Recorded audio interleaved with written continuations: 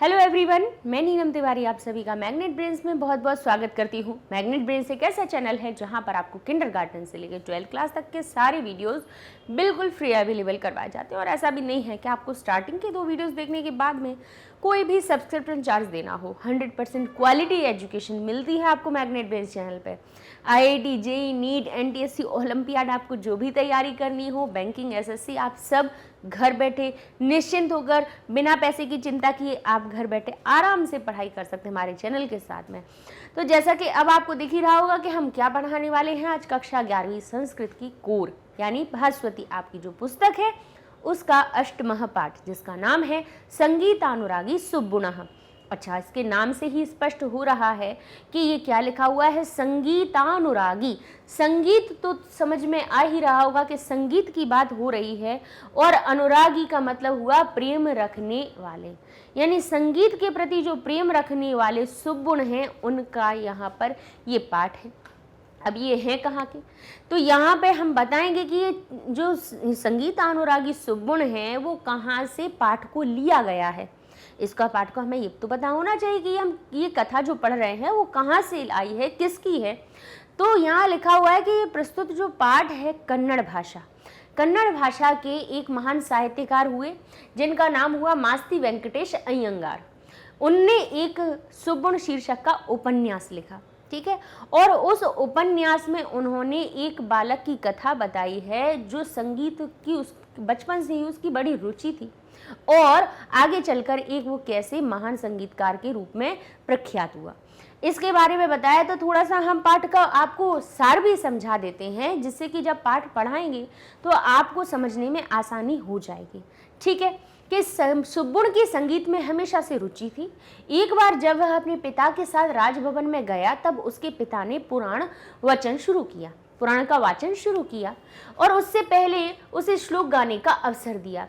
मतलब जो पिताजी थे कौन थे, पौराणिक शास्त्री थे। जैसा कि यहाँ पर भी लिखा है कि ये जो नायक जो सुब्बुण है, इस उपन्यास का जो नायक है वो सुब्बुण है, और उनके जो पिता हैं वो कैसे हैं, पौराणिक शास्त्री। पौराणिक शास्त्री का क्या होता है, शास्त्री क्या होते हैं, शास्त्रों को जो जानने वाले होते हैं, शास्त्रों का जिन्होंने अध्ययन किया हो वो शास्त्री कहलाते हैं।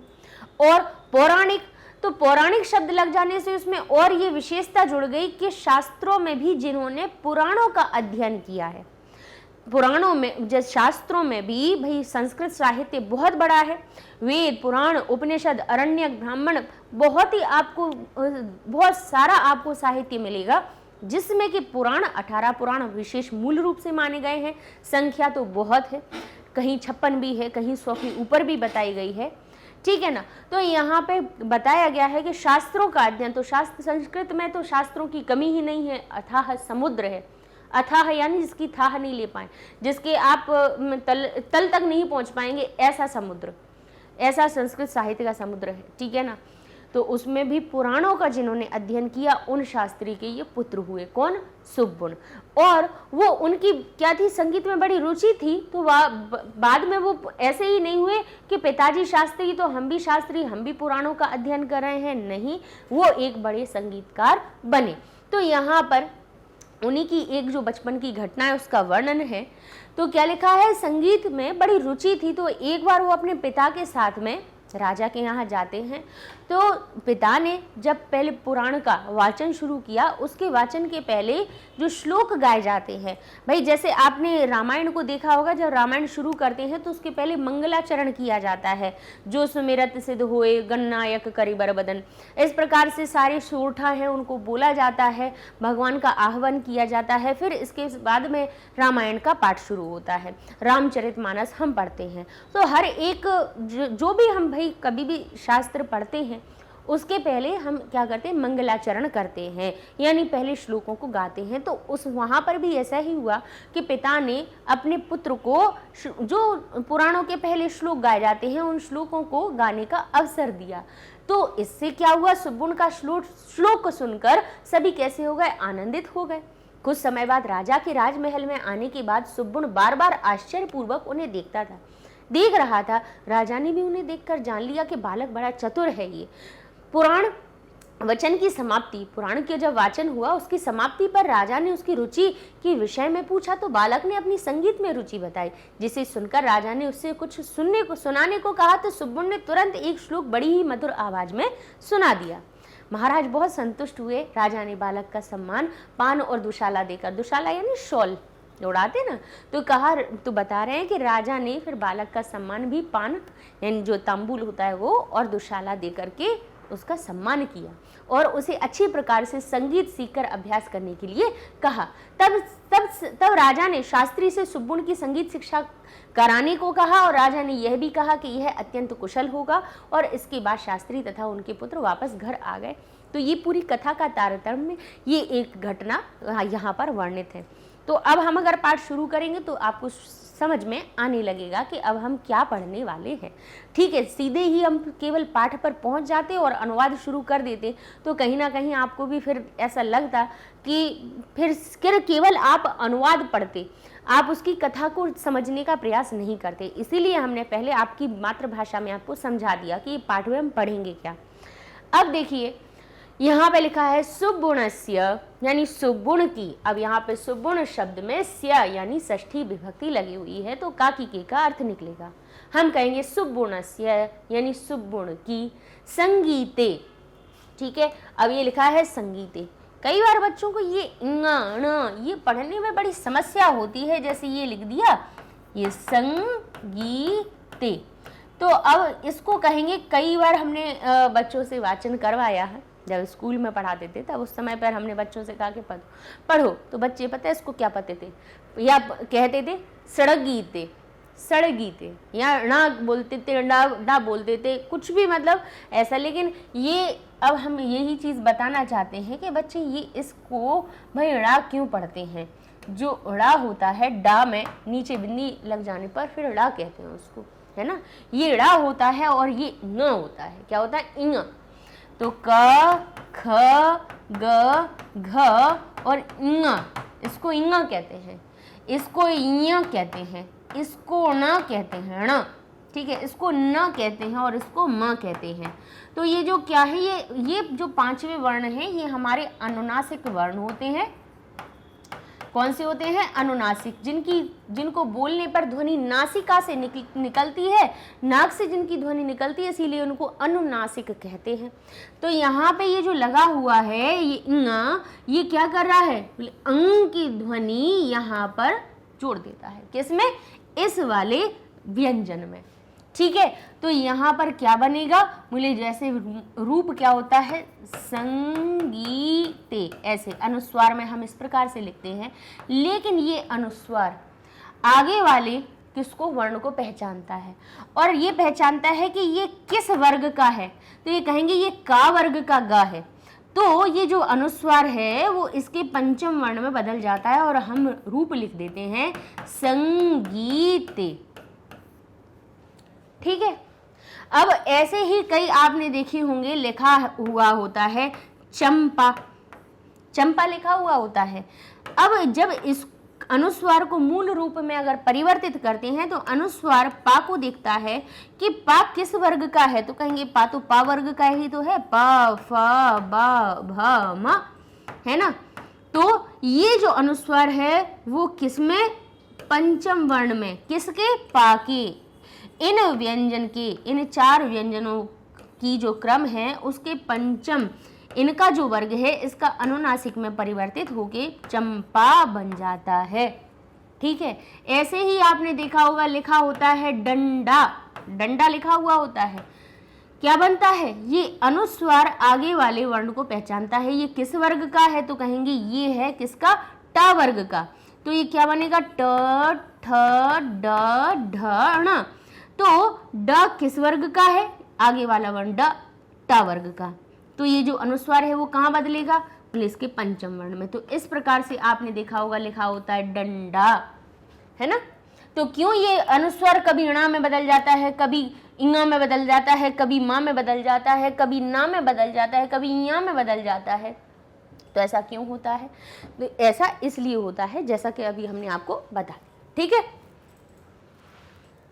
अब यहाँ पे क्या लिखा है संगीते, तो सड़गीते मत पढ़िएगा इसको, संगीते। ये जो इंगा है वो किसकी अनुस्वार ध्वनि आएगी, आगे वाले व्यंजन पर। हम पढ़ेंगे इसको। संगीते यानी संगीत में, यह यानी जो, सहज अभिलाषा आसीत, सहज अभिलाषा, अभिलाषा यानी प्राप्त करने की इच्छा। सुबुण की संगीत में जो सहज अभिलाषा थी, जो सहज अभिलाषा थी यानी सहज यानी प्रकृति से, यानी उसके स्वभाव में ही, कई बच्चों का होता है ना, हुनर होता है ना सभी का, किसी की चित्रकारी में बड़ा मन लगता है, तो उन्हें किसी ने बोला नहीं, बचपन से उन्हें किसी ने हाथ में पेंट ब्रश नहीं दिया, किसी ने तूलिका नहीं थमाई, किसी ने रंगों को नहीं दिया, किसी ने वर्णों को नहीं दिया, लेकिन वो चित्रकारी अपने आप करने लगते हैं, क्योंकि वो उनका सहज स्वभाव होता है। हर एक में किसी कोई ना कोई एक हुनर होता है। तो यहाँ पर सुबुण की संगीत में जो सहज अभिलाषा थी, स एकदा वह एक बार, राजभवन में होने वाले संवृत्तया यानी संवृत यानी होने वाली, संवृत्तया संगत्या। अब देखिए यहाँ पे हमारे दो शब्द बने हुए हैं, संवृत्तया और संगत्या, ठीक है, संगत्या। अब ये जो संवृत शब्द है, इसमें तृतीया कहाँ से आई? संवृत का अर्थ है होने वाली, ठीक है, संवृत का अर्थ क्या हुआ? होने वाली। अब इसमें लगी हुई है तृतीया विभक्ति, लेकिन ये क्या कर रही है? संगति की विशेषता बता रही है कि कैसी? बोले संगति, कहाँ पे? राजभवन में होने वाली संगति के द्वारा। अब संगति शब्द में हमारी तृतीया विभक्ति लग जाती है, तो क्या बन गया? इकारांत शब्द था, तो संगति बन गया संगत्याः, यानी संगति के द्वारा। बोले कैसी संगति के द्वारा? होने वाली संगति के द्वारा। तो संवृत शब्द में स्वाभाविक रूप से ही, क्योंकि संगति हमारी जो कैसी है? स्त्रीलिंग है।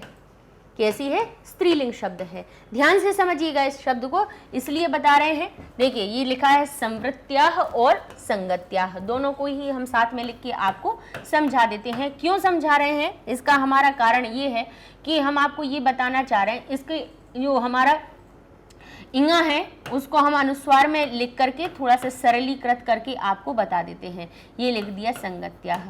अब दोनों में ही लगी हुई है तृतीया विभक्ति, क्योंकि आपसे विशेषण विशेष्य पूछ लिए जाते हैं, तो आपको पता होना चाहिए कि कौन सा शब्द किसका विशेषण बन रहा है। तो यहाँ हम फिर जैसे ही शब्द हमारे पकड़ में आ जाएंगे, अर्थम तुरंत हो ही जाएगा हमारा, कि स एकदा वह एक बार, राजभवन में होने वाली संगति के द्वारा। अब जो संगति है वो मूल शब्द इकारांत स्त्रीलिंग है, तृतीया विभक्ति लगी तो क्या हो गया? संगत्याः, जैसे मति हो जाता है मत्या, ठीक है, मत्या हो गया, संगत्या हो गया, तृतीया विभक्ति। तो अगर मूल शब्द में तृतीया है तो उसके विशेषण में भी तृतीया विभक्ति लगा दी जाती है।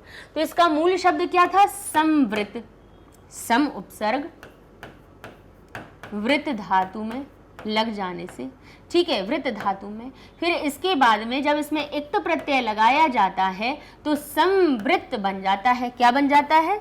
संवृत, संवृत बनता है। अब इस पुल्लिंग के लिए तो संवृतः रूप बना देते हैं, स्त्रीलिंग के लिए हो जाता है संवृता, और नपुंसक लिंग के लिए हो जाता है संवृतम। ये एक प्रकार का क्या? विशेषणवाची शब्द बन जाता है। तो यहाँ ये संवृत किसकी विशेषता बता रहा था? संगति की, और संगति कैसा था? स्त्रीलिंग। तो जो संवृत है वो क्या हुआ? संवृता, समवृत उपसर्ग में एक प्रत्यय से इसका स्त्रीलिंग रूप लिया गया संवृता। और संवृता आकारांत शब्द है, तो जब आकारांत शब्द इसमें रूप बनेंगे तो ये कैसा बन जाएगा? बोले जैसे लता के रूप बनते हैं वैसे ही ये बन गया संवृत्तया। यानी ये जो हमारा रूप है संवृत्तया जो लिखा हुआ है वो कहाँ से आया है? संगति की विशेषता बता रहा है, इसलिए ये तृतीया विभक्ति में बना हुआ है, ठीक है। तो पता होना चाहिए, नहीं तो बच्चे सोचते हैं कि इनका इसमें तृतीया का अर्थ नहीं निकल रहा है, उसमें ही निकल रहा है अकेला, इसमें हमने बोला ही नहीं, इसमें केवल होने वाला बोला और उसमें केवल हमने कह दिया संगीत के द्वारा। तो इसमें भी होना चाहिए था कि होने के द्वारा, संगीत के द्वारा। तो हमने क्यों दो बार नहीं बोली के द्वारा या के से क्यों नहीं लगाया बार बार? क्योंकि ये शब्द उसका विशेषण बन रहा था। तो अर्थ निकला स एकदा वह एक बार, राजभवन में यानी राजा के भवन में होने वाली संगति के द्वारा पुनरपि, पुनरधिकम। अब ये जो पुनरधिकम है, फिर से देखिए ये लिखा है हमारी किस संधि से आया हुआ है? पुनरधिकम, तो यहाँ पे ये जो र है वो हमारी रत्व संधि के परिवर्तन से आया है, तो ये हो जाएगा हमारा पुनः, ठीक है। और यहाँ आ जाएगा र को जब तोड़ेंगे, रा को हम तोड़िए तो रा में से क्या निकलेगा हमारे सामने, रा में से आ निकल आएगा। आधे रा को तो विसर्ग में बदल देंगे, पीछे वाले आ का क्या करेंगे, अंत वाले शब्द को दे देंगे, तो ये अधिकम शब्द हो जाएगा। यानी फिर से और अधिक दृढ़ी बबूव, यानी दृढ़ हो गई और पक्की हो गई। यानी सुब्बुण की संगीत में जो सहज अभिलाषा थी वह एक बार राजभवन में होने वाली संगति के द्वारा पुनर्अधिकम और अधिक, फिर से और अधिक दृढ़ी, यानी दृढ़ यानी पक्की, मजबूत यानी पक्की कैसी हो गई, दृढ़ हो गई, बभूव यानी हो गई, ठीक है। तो अर्थ हमारा क्या निकला, सुब्बणस्य संगीते यह सहजाभिलाषा आसीत् सह एकदा राजभवने संवृत्या संगत्या पुनरधिकम दृढ़ी बभूव। चलिए, तो अब इसके बाद क्या हुआ, कह रहे हैं एकस्मिन् दिने, एक दिन पुत्रेण साकम, पुत्र के साथ में, पुराणिक शास्त्री, पुराण को जानने वाले जो शास्त्री थे। अब देखिए पुराणिक शास्त्री कौन हो गए, पुत्र के, और पुत्र कौन हो गया, सुब्बुण, यानी सुब्बुण के पिताजी हो गए कौन, पुराणिक शास्त्री। नाम नहीं है लेकिन पुराणिक शास्त्री लिखा हुआ है। एकस्मिन् दिने, एक दिन। अब देखिए यहाँ पे दिने शब्द में दिन में का अर्थ आ रहा था, तो दिन में सप्तमी लगा दी गई, दिने यानी एक दिन पर या एक दिन में, एक दिन अब समय की बात है इसलिए सप्तमी लगा दी। और तो फिर उसके संग में आया था कि एक दिन, तो एक शब्द में भी सप्तमी लगा दी गई। यानी हम आपको ये बताना चाह रहे हैं कि इससे आप थोड़ा सा विशेषण को पहचानने की कोशिश कीजिए, क्योंकि किसी मूल शब्द के साथ में वैसी ही विभक्ति वाला कोई शब्द जुड़ा हुआ हो तो समझ लीजिएगा कि वो उसका विशेषण बन रहा है। तो हमें हर जगह पे मैं का अर्थ बोलने की ज़रूरत नहीं है कि एक में, दिन में, या एक पर, दिन पर, नहीं, एक दिन पर या एक दिन में, एक किसी दिन में। पुत्रेण साकम, पुत्र के साथ में, यहाँ पे साहार्थे तृतीया का सूत्र लगा हुआ है। साथ के अर्थ में जिसकी साथ का बात हो रही होती है उसमें काकी के का अर्थ होते हुए भी उसमें षष्ठी नहीं लगाई जाती है, तृतीया लगा दी जाती है। तो कहते हैं पुत्रेण साकम, पुत्र के साथ, पुराणिक शास्त्री, पुराणिक जो शास्त्री थे वो राजभवनम एत्य तत्रांतः पुरी स्त्री जन समक्षे पुराण प्रवचनम, अलग करेंगे, आरभमाण आदौ स्वपुत्रेण शुक्लांबर धरम इत्यादि श्लोकम गाप्यामास। अब एक बार क्या हुआ, अब हम अलग अलग करके उनको पढ़ेंगे कि एकस्मिन् दिने, एक दिन, पुत्र के साथ में पुराणिक शास्त्री राजभवन में एत्य यानी आकर के, तत्रांतः शब्द तत्र और अंतः शब्द से मिलकर बना है, और अंतः के बाद में देख लीजिए क्या लिखा हुआ है, अंतः के बाद क्या लिखा है, अंतःपुर। अंतःपुर का अर्थ क्या होता है, अंदर में। भाई किसी के अंदर के घर को अंतःपुर कहते हैं। क्या कहते हैं, अंतःपुर। अब ये कहाँ के अंतःपुर की बात हो रही है, राजभवन की, राजभवन के अंतःपुर। यानी एक तो राजसभा होती है जहाँ पे भाई राजा के सारे लोग आ जाते हैं वहाँ पर, ठीक है, वो सभा होती है। और एक जगह क्या होती है कि जहाँ पर अंदर घर वाले लोग रहते हैं, स्त्रियां आदि रहती हैं। तो यहाँ पर वही कह रहे हैं कि तत्र अंतःपुर स्त्री जन समक्षे, यानी वहाँ कह रहे हैं राजभवन में आकर के वहाँ जो अंतःपुर था वहाँ पर स्त्री जन यानी स्त्रियों आदि, जहाँ पर स्त्री आदि रहती थी, स्त्री जनों के समक्ष यानी समक्ष में। समक्ष का अर्थ क्या होता है, सम यानी सामने, अक्ष यानी आंखों के जो सामने हो उसको समक्ष कहते हैं, ठीक है। तो कहते हैं वहाँ अंतःपुर में स्त्री जनों के समक्ष में पुराण प्रवचनम, पुराण के प्रवचन को जैसे ही माँ हलंत किया तो यहाँ पे हमारा शब्द बन जाएगा आरभमाण, यानी आरंभ किया, आरभमाण, आरंभ करते हुए। आदौ, अब आदि शब्द में सप्तमी विभक्ति लगी हुई है तो आदि बन गया आदौ। जैसे इकारांत शब्द हरि शब्द हरऊ बनता है, ऐसे ही आदि बन गया आदौ, तो हो गया प्रारंभ में कहते हुए। राजभवन में आकर के वहां के अंतःपुर में स्त्री जनों के समक्ष में पुराण प्रवचन को आरंभ करते हुए प्रारंभ में स्वपुत्रेण अपने पुत्र के द्वारा या अपने पुत्र से शुक्लांबर धर्म आदि, उन्होंने कहा यहां से अलग कीजिए तो ये हो जाएगा इत्यादि, यानी पुराण को शुरू करने के पहले शुक्लांबर आदि, जो शुक्लांबर धर आदि जो श्लोक हैं इत्यादि श्लोकों को क्या किया उन्होंने, गाप्यमास गवाया। उन्होंने क्या किया, एक दिन पुत्र के साथ में पौराणिक शास्त्री ने राजभवन में आकर के वहां के अंतःपुर की स्त्री जनों के समक्ष में पुराण प्रवचन को आरंभ करते हुए प्रारंभ में अपने पुत्र से शुक्लांबर धर इत्यादि श्लोकों को गवाया। कि पुराण की शुरुआत हम बाद में करेंगे, पहले के जो श्लोक हैं वो उन्होंने अपने पुत्र से गवाए। ठीक है, अब लिखा हुआ है तत्श्रुत्वा जो लिखा हुआ है तत्श्रुत्वा शब्द से मिलकर बना हुआ है। यहाँ पर हमारी दो संधि बन जाती हैं, एक तत्, ता कौन सी संधि होती है, यहाँ पे श्रुत्व संधि लगती है तो ता चा में परिवर्तित हो जाता है, और ये जो श है वो किसके परिवर्तन से, छत्व विधान से, छत्व संधि से छ में परिवर्तित हो जाता है, तो ये हो जाता है श्रुत्वा। तो दो संधियों का नियम लग के तत्श्रुत्वा हमारा तत्श्रुत्वा बन जाता है। तो कभी भी आपको ऐसा शब्द दिखाई दे तो समझ लेना तत्श्रुत्वा का अर्थ हुआ कि वह सुन करके, श्रु यानी सुनना, त्वा लग जाने से कर और करके का अर्थ जुड़ जाता है, इक्त्वा प्रत्यय से त्वा जुड़ता है। तो कहते हैं वह सुन करके तत्रत्याह वहां पर उपस्थित सर्वे सभी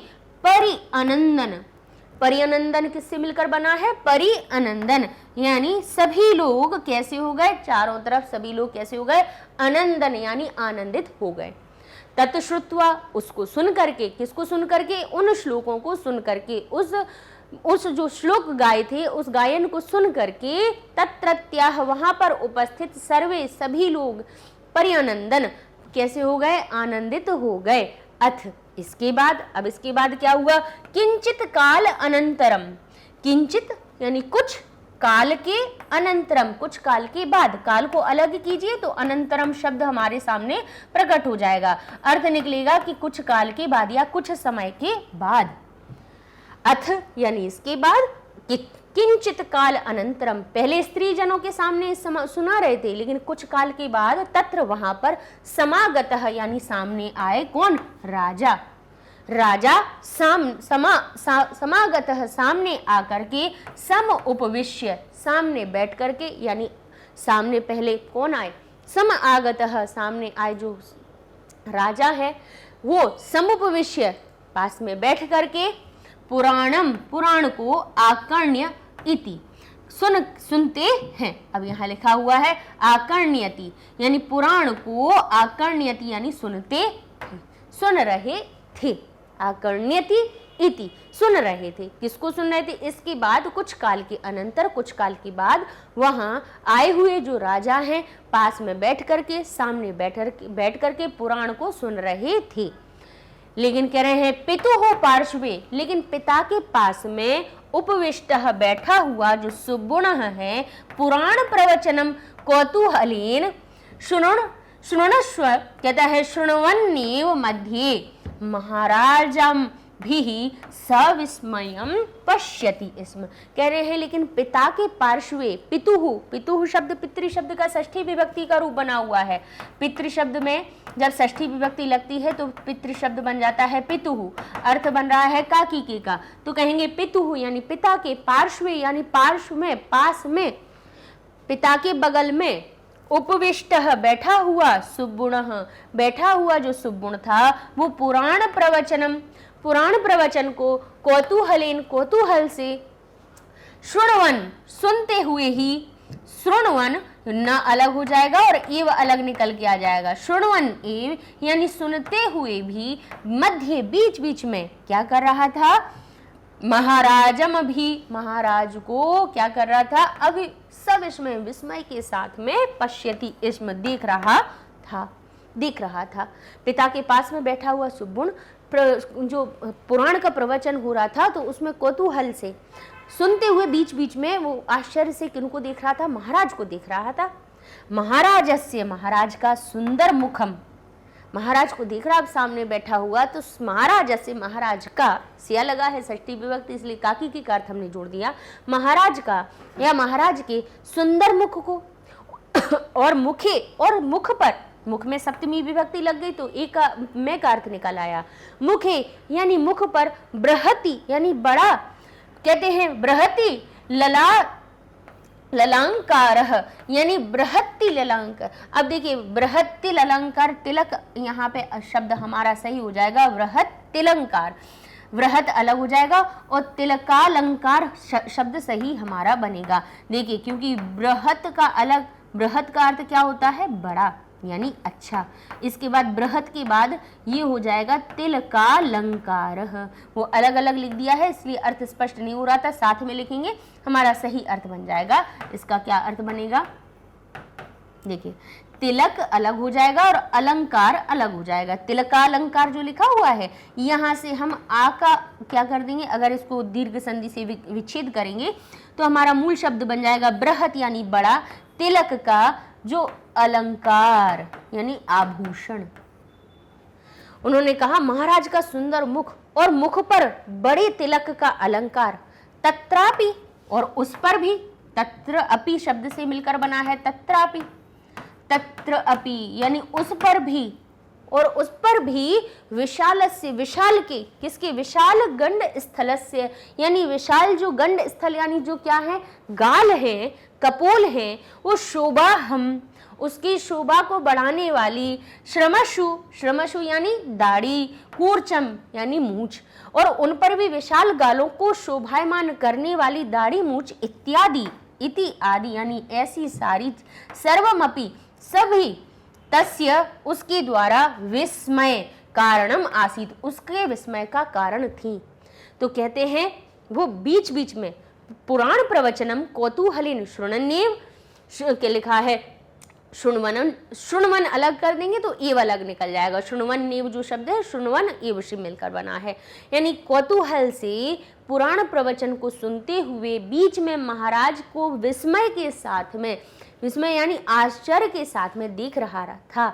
महाराज का सुंदर मुख, मुख पर बृहत तिलक अलंकार यानी बड़े तिलक रूपी तिलक का एक अलंकार था, टीका लगाया हुआ था, और तत्रापि और उस पर भी विशाल गंड स्थल से शोभा हम श्रमशु कूर्चम यानी विशाल जो उनके बड़े बड़े जो गाल थे, सुंदर गाल थे, सुंदर मुख था, उस पर बड़ा तिलक लगा हुआ था, सुंदर गाल था, उन पर क्या करने वाली, शोभा बढ़ाने वाली क्या थी, श्रमशु यानी दाढ़ी और कूर्चम और मूछें इत्यादि ऐसी सर्वमपि सब कुछ, तस्य उसके विस्मय का कारण थी। तो विस्मय अलग करेंगे, कारणम अलग हो जाएगा तो आसीत हमारा शब्द अलग निकल आएगा, आसीत यानी थी। ठीक है, सब कुछ उसके विस्मय का कारण था, बड़ा ही आश्चर्यचकित होकर वो राजा को देख रहा था। अब चलते इसके शब्दार्थ दिखा देते हैं, जिससे कि एक बार जब हम भी कभी भी आपको कोई भी गद्यांश पढ़ा दें, पद्यांश पढ़ा दें, उसके बाद में स्वयं एक बार उसको और पढ़ा कीजिए, तो उससे आपके अंदर की जो भी कभी भी कहीं पे भी आपको समस्या होगी वो सब समाधान हो जाएगी आपकी। तो उसके लिए शब्दार्थ भी बता रहे हैं हम कि संगीत यानी संगीत में, सहज अभिलाषा यानी स्वाभाविक इच्छा, एकदा यानी एक बार, संवृत्तिया यानी होने वाली, संवृत्ति शब्द में संवृत्तिया लगा हुआ है। ठीक है, संगत्या यानी संगति से, मूल शब्द संगति है और उसमें से का अर्थ कहाँ से आ रहा है, क्योंकि उसमें तृतीया विभक्ति लगी हुई है। ठीक है, पुनरधिकम, पुनः अधिकम यानी फिर बहुत अधिक, दृढ़ी बभू, दृढ़ी यानी प्रबल, पक्की, बभूव यानी हो गई, एत्य यानी आकर के, तत्रांतः पुर स्त्री जन समक्ष से, तत्र यानी वहां, अंतःपुर यानी अंदर, अर्थात रहज राजमहल की अंदर जो स्त्रियां रहती थीं उनके समक्ष में। ठीक है, पुराण वचनम पुराण की कथा लिखा हुआ है, आरभमाण यानी आरंभ करते हुए, गाप्यमास यानी गवाया, तश्रुत्वा वह सुनकर, तत्श्रुत्वा शब्द से मिलकर बना है, अर्थ निकल रहा है वह सुनकर के, तत्तत्या वहां पर उपस्थित, परिअनंदन यानी परिअनंदन यानी प्रसन्न हुए, किंचित काल अनंतरम कुछ समय के पश्चात, समागतः यानी आए हुए, सम उपविश्य पास में बैठ करके, आकर्ण्यति सुन रहे थे। ठीक है, उपविष्ट यानी बैठे हुए, शृणन कहते हैं शृण्वन्नेव सुनते हुए ही, बृहत् तिलक अलंकार विशाल तिलक लगाए, गण स्थलस्य यानी कपोल या गाल के, शोभा हम शोभा धारण करने वाले, श्रमशु कूर्चम दाढ़ी और मूछ, और अभिवीक्ष यानी देख करके। ठीक है, चलिए अब हम इसका आपको संदर्भ के साथ में सरलार्थ भी बता देते हैं, क्योंकि कई बार कई चीज़ों के सरलार्थ आपसे पूछ लिए जाते हैं, तो आपको पता होना चाहिए। पहले संदर्भ हम देखेंगे कि इस उपन्यास का नायक कौन है। सुब्बुण एक पौराणिक शास्त्री का पुत्र है। बचपन से ही उसकी संगीत में रुचि है और तथा बड़े होकर एक महान संगीतकार बनता है। उसके ही बचपन की राजमहल की एक घटना का वर्णन यहाँ किया गया है। अब सरलार्थ में देखेंगे कि सुब्बुण की संगीत में जो स्वाभाविक इच्छा थी वह एक दिन राजमहल में होने वाली संगति से और भी अधिक प्रबल हो गई। एक दिन अपने पुत्र के साथ राजभवन आकर के पौराणिक शास्त्री ने वहां राजमहल के अंतःपुर की स्त्रियों के सामने पुराण की कथा आरंभ करते हुए पहले अपने पुत्र से शुक्लांबर धर्म आदि श्लोक गवाए। उसी सुनकर वहां उपस्थित सभी प्रसन्न हो गए और आनंदित हुए। इसके बाद कुछ समय पश्चात कुछ समय के बाद वहां पर आए राजा क्या पास बैठकर पुराण को सुन रहे थे। पिता के पास बैठा हुआ जो सुब्बुण है वो पुराण के प्रवचन को उत्सुकता के साथ, कौतूहलीन जो लिखा है, उत्सुकता के साथ या उत्सुकता पूर्वक सुनते हुए ही बीच बीच में महाराज की ओर विस्मय पूर्वक यानी आश्चर्य के साथ में देख रहा था। महाराज का सुंदर मुख पर विशाल तिलक रूपी अलंकार यानी गहना, उस पर भी विशाल कपोलों यानी गालों की शोभा को धारण करने वाली कौन, दाढ़ी और मूछ इत्यादि सब कुछ उसके लिए क्या था, बड़े ही आश्चर्य का कारण बना हुआ था। ठीक है, चलिए अब इसमें संधि विच्छेद देख लेते हैं कि किन शब्दों में हुई है। हालांकि हम वैसे जैसे आती है जहाँ पर संधि उसको तो वहीं तोड़कर बता देते हैं, लेकिन फिर भी समझ लीजिए कि सहज अभिलाषा शब्द सहजाभिलाषा बना हुआ है। किससे बना हुआ है, यहाँ पर हमारी दीर्घ संधि हुई है। कौन सी संधि हुई है, दीर्घ संधि हुई है। ठीक है, तो यहाँ पे हमने देखा कि बड़या की मात्रा जो है, बड़या की मात्रा हमारी दीर्घ संधि में आती है। तो विच्छेद करने के लिए आए तो जा को तोड़ना शुरू कर दीजिए। जा को जब आपने तोड़ा, बड़या की मात्रा थी, तो यहाँ पे ये जो सहज अभिलाषा था, तो ज में से हमने क्या किया, इस जा को अलग किया, भिलाषा अलग किया। ठीक है, ये अलग कर दिया, जा को तोड़ा हमने, जा को, तो ये हमारा टूटा ज और आ में। ठीक है, अब ये जा इसको दे दीजिए, तो जा आधा यहाँ पर आके चुपचाप बैठ जाएगा, कहेगा आपसे कोई छेड़खानी नहीं करनी, आप जैसे हो वैसे बने रहो। तो अब हमारा बचा क्या, आ बचा, इसका जा इधर आ चुका है, आ यहाँ आ गया। आ जो हमारा होता है वो दीर्घ संधि में दो आ के परस्पर मिलने से बनता है, अकह सवर्णे दीर्घ सूत्र से। ठीक है, यानी अक सवर्ण के साथ में दीर्घ बना लेते हैं। ठीक है, अक क्या करते हैं, सवर्ण के आने पर उनके सामने तुरंत जब सवर्ण आ जाता है यानी आ के बाद आ गया, छोटा हो बड़ा हो फर्क नहीं पड़ता है। तो यहाँ पे बड़ा बड़ा भी हो सकता है, छोटा छोटा भी हो सकता है, छोटा बड़ा भी हो सकता है और बड़ा छोटा भी हो सकता है, फर्क नहीं पड़ता है। बस दो आ होने चाहिए, क्योंकि ये दोनों सवर्ण हैं, एक जैसे दिखने वाले जुड़वा भाई हैं। ई और ई सवर्ण है क्योंकि ये एक जैसे दिखने वाले हैं। बस अंतर इतना ही तो हुआ कि इसको दीर्घ करने के लिए इस मात्रा का आगमन किया गया। और उ सवर्ण है और री सवर्ण है। री दीर्घ होती है और ऋषु भी होती है, और री का दीर्घ नहीं होता है, और री भी हमारे अक के अंदर, यानी ये जो अक के अंदर 5 स्वर आते हैं उनमें ही सम्मिलित होता है। तो चलिए हमारी बात यहाँ से शुरू हुई कि अकह सवर्णे दीर्घ सूत्र से हमें समझ में आया कि दीर्घ जो आ होता है, दीर्घ आ, दीर्घ ई, दीर्घ ऊ कहीं बीच में मिले तो हमें समझ लेना चाहिए। री और री के तो कम आते हैं, लेकिन आ ई ऊ के ज़्यादा आते हैं, तो हमें समझ लेना चाहिए कि इसको हमें इनके सवर्ण में तोड़ दें।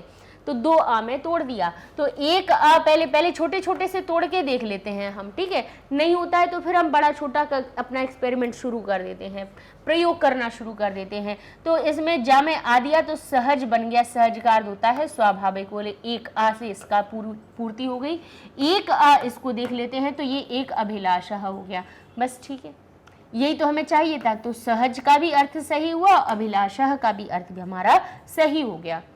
भाई मूल रूप से जब किसी शब्द को आप तोड़ें तो दोनों शब्दों का अर्थ भी सही होना चाहिए। ऐसा नहीं कि हमने सहजाभिलाषा अलग कर दें, सह लिख दें और जाभिलाषा लिख दें। तो सह का अर्थ तो चलो फिर भी सह हो जाएगा, जाभिलाषा क्या होती है? कुछ नहीं होती। इसीलिए ये ऐसे शब्दों में टूटेगा जिनके दोनों के ही स्वयं के अर्थ सही हो। ठीक है, अब देखिए पुनरधिकम, तो यहाँ पे जो र आ गया, अब आप कैसे पहचान करेंगे कि ये वाला र हमारे विसर्ग से ही है? तो ध्यान कीजिए, अब ये पुन शब्द पुनरधिकम जो हमारे सामने लिखा हुआ है, ये हम इसलिए बता रहे हैं क्योंकि प्रश्न पत्र में आपसे ऐसी ही संधियां विग्रह पूछ ली जाती हैं, तो आपको पता होनी चाहिए कि ये शब्द कैसे बन रहे हैं। समझ गए? अब यहाँ पर हमने एक चीज को देखा, बोले क्या देखा? ये क्या लिखा है? पुनरधिकम। अब ये लिखा र को तोड़ा और धिकम लगा दिया। अब या तो हम अगर पुन को अलग कर दे तो रधिकम का कोई अर्थ नहीं निकल रहा है, पुनर को अलग कर दे तो धिक का तो ठीक होता है, धिक का अर्थ होता है धिक्कार, तो पुनर का अर्थ क्या हो रहा है? नहीं निकल रहा। तो ये रा कहाँ आता है, किस संधि में आता है? आता है क्या कहीं? बिल्कुल आता है, विसर्ग की संधि में आता है। विसर्ग की जो संधियां होती हैं, सत्व संधि जब बनती है तब बीच में हमें ये 3 श दिखते हैं। विसर्ग संधि ही जब रत्व संधि के रूप में होती है तब बीच में हमें र दिखता है, और रा में र कभी कभी आधा भी हो सकता है, और अगर उसके पहले उसके बाद में कोई स्वर है तो स्वर भी उसमें जुड़ जाता है। ठीक है, यानी बीच में अगर र दिख रहा है तो समझ लीजिए कि ये हमारे विसर्ग से आया है। और एक और विसर्ग के स्थान पर ओ की मात्रा परिवर्तित हो जाती है, और वो भी कौन सी संधि होती है? उत्व संधि होती है। ये हमने तीनों संधियां आपको पढ़ाई हैं, तो आप जाके देख सकते हैं, तो जिससे कि आपको क्लियर हो जाएंगी सारी चीज़ें। तो हमने देखा कि रा को हमें विसर्ग में बदलना है, लेकिन वो रा कैसा होना चाहिए? आधा, लेकिन ये तो पूरा है, तो इसको हम आधा अभी करे दे रहे ना, इसका टुकड़ा करे दे रहे, इसका इसमें से स्वर अलग निकाल दें, ये आधा हो जाएगा। तो हमारा इसको चला जाएगा, तो ये भी एक सही शब्द हो जाएगा कि अधिकम, ये भी ठीक हुआ। अब इस रा का क्या करें? रा को लेके विसर्ग में बदल देते हैं, तो ये पुनः हो गया पुनः, और ये हो गया अधिकम। तो ये हमारे क्या हो गया? पुनः अधिकम हमारा शब्द बन गया। अब यहाँ लिखा है राज भवनम तक तो समझ में आ रही है, तो फिर हम क्या करें? बोले ये संयोग हो रहा है यहाँ पे, तो माँ जैसे ही हलंत करेंगे तो माँ का जो स्वर है वो बाहर निकल आएगा और एत्य में जुड़ जाएगा, अर्थ निकल जाएगा आकर के, राजभवन में आकर के, तो कहेंगे ये भी ठीक बात है। अब इसके बाद कह देते हैं, लिखा है तत्र अंतःपुर, तो बोले अंतःपुर ठीक बात है। स्त्री जन समक्ष, तो बोले यहाँ पे हमें जहां सिर्फ संधि का एक परिवर्तन दिखाई दे रहा है वो और तो कहीं नहीं दिखाई दे रहा है। तत्र हमारा तत्रा बना हुआ है, जबकि मूल शब्द तत्र होता है। तत्र यानी वहां, अत्र यानी यहां, तत्र यानी वहां, यत्र यानी जहां, सर्वत्र यानी सभी जगह, अन्यत्र यानी और कहीं। ठीक है, तो ये हो गया अत्र तत्र। अब तत्र में जो बड़े आ की मात्रा है, हम फिर से इस त्रा को तोड़े लेते हैं। त्रा को तोड़े तो ये त्र आधा रह जाएगा, बड़ा आ बाहर निकल आएगा। अब 2 आ से तोड़ के देख लेते हैं, आ एक आ तो यहाँ देख लेते हैं, और बाद में बचा क्या? अंतःपुर। तो ये जो अंतःपुर है, इसको हम अगर ये छोटा आ जोड़ दें तो अंतः बन जाएगा। बोले अंतः का अर्थ होता है अंदर, तो बोले ये भी ठीक है, अंतःपुर यानी अंदर का पुर यानी अंदर का स्थान। ठीक है, और तत्र को भी आ दे दिया छोटा, तो ये तत्र भी हमारा सही बन गया। ठीक है, जो तत्रा था उसको तत्र कर दिया और अंतःपुर स्त्री जन समक्ष अलग लिख दिया। हाँ, हालांकि यहाँ पे अंतःपुर, स्त्री जन और समक्ष, इन ये जो जुड़े हुए हैं ये संधि से नहीं जुड़े हुए हैं, ये समास से जुड़े हुए हैं। तो समास हम आपको अभी करवाएंगे और बता देंगे, क्योंकि भाई ऐसे शब्द जहाँ पे सामासिक शब्द होते हैं तब वहाँ पर प्रश्न आपके बन जाते हैं कि बताइए यहाँ समास विग्रह करके बताइए, और पूछ लिया जाता है कि संधि जहाँ पे होती है उनके संधि आपको विच्छेद करवा दिए जाते हैं। अब यहाँ के पहले क्या लिखा है? पुराण प्रवचनम अलग करें, माँ को हलंत करें तो बड़ा आ हमारा अलग निकल जाएगा, और ये हमारा शब्द बन जाएगा आरभमाणः। ठीक है, तत्श्रुत्वा, तत्श्रुत्वा जो लिखा हुआ है, कहीं पर भी आपको इस प्रकार का नियम दिखाई दे कि आधा च बना हुआ है, आधा चा बना हुआ है, और उसके बाद में कौन सा, बोले श या चा वर्ग का कोई अक्षर दिखाई दे तो समझ जाना पहले ये जो चा है वो ता के परिवर्तन से आया है। बिल्कुल लिख के ले लीजिए। क्यों? क्योंकि ये इसमें हमारी इष्टुत्व संधि का नियम लगा है जो कहती है स्तो इष्टुना इष्टुः, यानी स्तो यानी स या ता वर्ग का कोई भी अक्षर होगा, उसके बाद में इष्टुना यानी श या चा वर्ग के होने पर ये जो स है वो इष्टुः यानी श और चा वर्ग में बदल जाता है। लेकिन एक नियम ये जरूर कहता है, याद रखिएगा, ये वो जरूर कहते हैं कि भाई अगर श के बाद में, किसके बाद में, श के बाद में अगर ये आ रहे हैं, इनमें से कोई भी हो फर्क नहीं पड़ता है। ऐसा नहीं है कि श के बाद शाह ही आ, श के बाद चा भी आ सकता है, छा भी आ सकता है, जा झा जा यहाँ कोई भी आ सकता है। तो ये जो स है वो श में ही बदलेगा, स चा में नहीं बदलेगा, नहीं। ता के बाद अगर इन 5 वर्णों में से च, छ, ज, झ, य, इन वर्णों में से कोई आ जाता है तो त के बाद में इनमें से कोई भी वर्ण आ जाता है तो त चा में बदलेगा, क्योंकि ये भी ता वर्ग का पहले नंबर का अक्षर है और ये भी पहले नंबर का अक्षर है। ठीक है, तो ये जरूरी नहीं है कि ता के बाद चा ही हो तभी वो ता चा में बदलेगा। ता के बाद छा हो सकता है, ज हो सकता है, झ हो सकता है, शा हो सकता है, कुछ भी हो सकता है।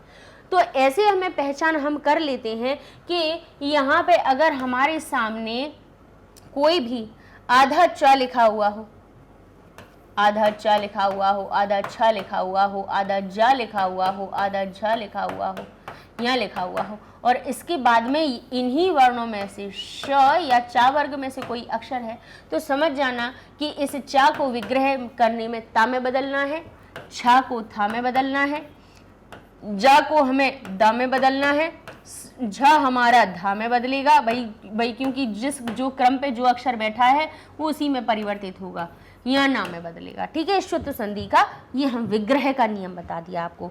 तो ये चा को हमने पहले ता में परिवर्तित किया, ये हो गया तत्, और छ कहाँ से आता है, छ छत्व संधि में शा के स्थान पर आता है, तो याद रख लेंगे हम। ठीक है, क्योंकि अगर च कहीं पर भी आ जाता है उसके बाद क्रमशः अगर श लिखा हुआ है तो श छ में परिवर्तित हो जाता है। तो यहाँ 2 संधि के नियम लगे हैं। विग्रह किया तो तत् श्रुत्वा 2 शब्द हमारे आगे निकल आए। पर्यनंदन, अब ये क्या लिखा है, पर्यनंदन।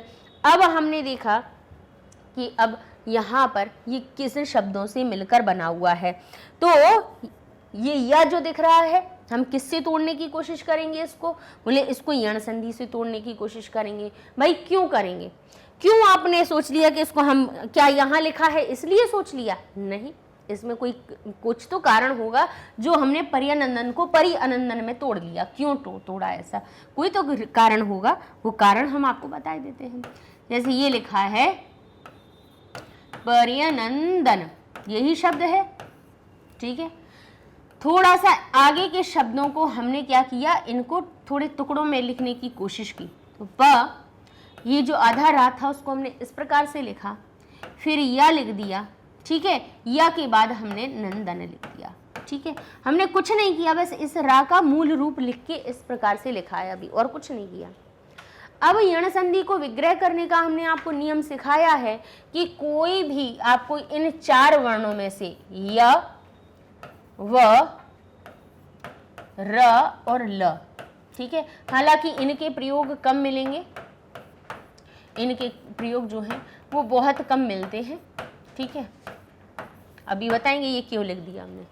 अगर आपको य, व, र और ल पूरे देखें, पूरे का मतलब है आधे नहीं होना चाहिए, यानी इसमें छोटा आ मिल जाए, बड़ा आ मिल जाए। आप कहेंगे छोटा आ मिलने से ही पूरा होता है, हाँ बिल्कुल।